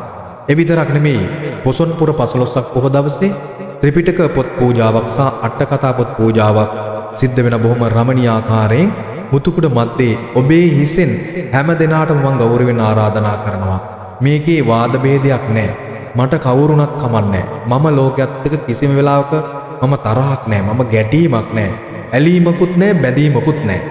මට ඕනේ අහිංසක ඔබගේ හිස මත බුදුරජාන් වහන්සේගේ ත්‍රිපිටක පොතක් තියාගෙන ඇවිල්ලා මෙන්න මේ සද්ධර්ම සාගරය තමන්ගේ හිතෙන් දරාගෙන ඇවිල්ලා මුතු කුඩයක් ඉහලාගෙන මෙන්න මේක තැම්පත් කරලා ලෝකයට ධර්ම දානය කරන්න සත්පුරුෂ පිරිසක් ඉදිරිපත් වෙලා තියෙනවා. මං හිතන්නේ ලක්ෂ ගණනින් වුන් එකට වියදම් කරලා තියෙනවා. ඒක දැක බලා ගන්න ඔබට ඒකට සම්බන්ධ වෙන ත්‍රිපිටක පොතක් ඉසින් වඩින්න ගෙන යන්න ඔබට අවස්ථාව සැලසෙලා තියෙනවා.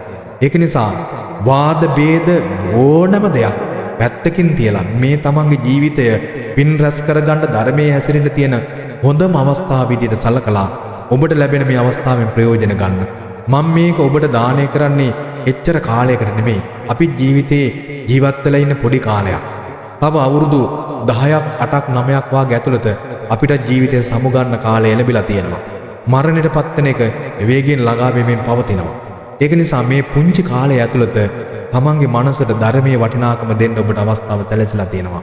ධාතු මන්දිරයට ලස්සන වැටක් අපිට සකස් කරලා තියෙනවා. පුදුම ලස්සනයි, අලංකාරයි.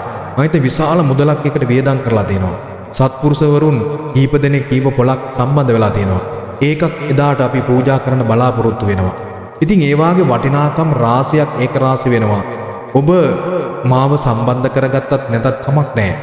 යම් දවසක උපන්දිනයක් හෝ හත් දවසේ දානයක් හෝ තුන් මාස දානයක් හෝ ධර්ම දානයක් අන්තර්ජාලය ඔස්සේ විකාශනය කරගන්න අවශ්‍යයි නම් මේ වාගේ සජීවී ධර්ම දේශනාවක් වීඩියෝ හරහා අපිට නිවසේ ඉඳලම බලාගෙන ධර්ම දේශනා කරන්න දැන් අවකාශය සැලසෙලා තියෙනවා. එහෙනම් අද දවසේ ඔබ ධර්මයේ වටිනාකමක් ඔබ ධර්මයට පැමිණිය යුත්තේ ඇයි ඔබේ ධර්මයේ ආරක්ෂාව රැකවරණය ඔබ සලසා ගත්තේ නැත්නම් ඉදිරියේදී මේ එළබෙන මම දැක්කා ඒ කොවිඩ් වසංගතේ වේගෙන් පැතිරෙනවා අපේ ලංකාවට ඇතුළු වෙලා දැන් අවසන්. ඉතින් ඒ වගේ ගොදුරු වෙනවා. අපි දන්නේ අපි පාරක මැරිලා වැටේද? විශාලා මහනුවරක සිරිය ගත්තනේ. විශාලා මහනුවරක අර තුම්බිය ඇති වෙලා මල්ල සිරුරු පාරේ හැමතැනම කුණු වෙලා යනවා. යක්ෂයෝ මේවා අනුභව කරනවා, ප්‍රේතය අනුභව කරනවා. බුදුරජාන් වහන්සේ රතන සූත්‍රය දේශනා කළේ නැත්නම් අදටත් ලෝකයට රතන සූත්‍රයක් නැහැ. ඒ විශාලා මහනුවර තුම්බිය දුරු කරන ස්වභාවය පින්වතුනි මතක නැද්ද? ගම්දනව් සිසාලා මේ රතන සූත්‍රය පින්වතුනේ දාගෙන ප්ලේ කරගෙන සජ්ජායනා කරමින් ගියා.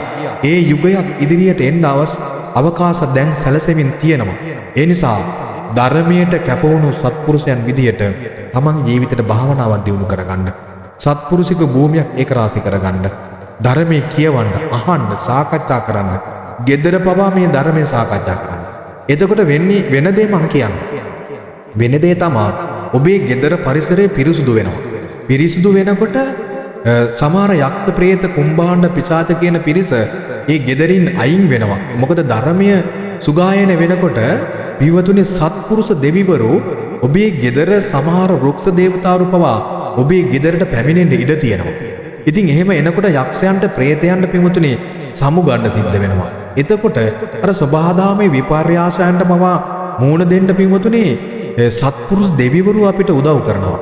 අපි තුල සත්පුරුෂ බවක් නැතුව ලෝකේ කවදාවත් සත්පුරුෂ බවක් හොයන්න එපා ඔබ. අපි තුල ගුණයක් නැතුව ලෝකෙන් අපිට සාධාරණයක් හොයන්න එපා. දැන් ඔබ පන්සිල් රකින්න නැත්නම් කොවිඩ් වසංගතයෙන් බේරෙනවා කියන කතාව බොරු. එහෙම නැත්නම් ඔබ භාවනා කරන්නේ නැත්නම් මේ ජීවිතයෙන් සමුගන්න වෙලාවට සතර අපායට නොවැටි ඉන්නවා කියන එක බොරුවක්. ඉතින් ඒ හින්දා මේ ධර්මය ඔබේ ප්‍රතිලාභය කරගන්න අද අවකාශ සැලසේවා කියලා මේ වෙලාවේ අපි ආශිර්වාද කරනවා. අවධාරණින් කියනවා ඉදිරියේදී භයානක ව්‍යසනයන් ජීවිතේට එනවා. ඒ ව්‍යසනයන් හමුවේ ඔබේ දරුවන් ආරක්ෂා කරන්න ඔබට ජීවිත පූජා කරන්න වෙනවා. දරුවන් රැකගන්න ඔබට මරණයටපත් වෙන්න වෙනවා. දරුවන් රැකගන්න මැරුණු වාර මේ සංසාරේ අනන්තයි අප්‍රමාණයි. අති දීර්ඝ සංසාර ගමනක නියැලයින් ඔබටත් මටත් සම්බුදු කෙනෙක්ගේ සද්ධර්මයේ ප්‍රතිලාභය ඒ දරුවන්ට පහදා කරලා දෙන්න.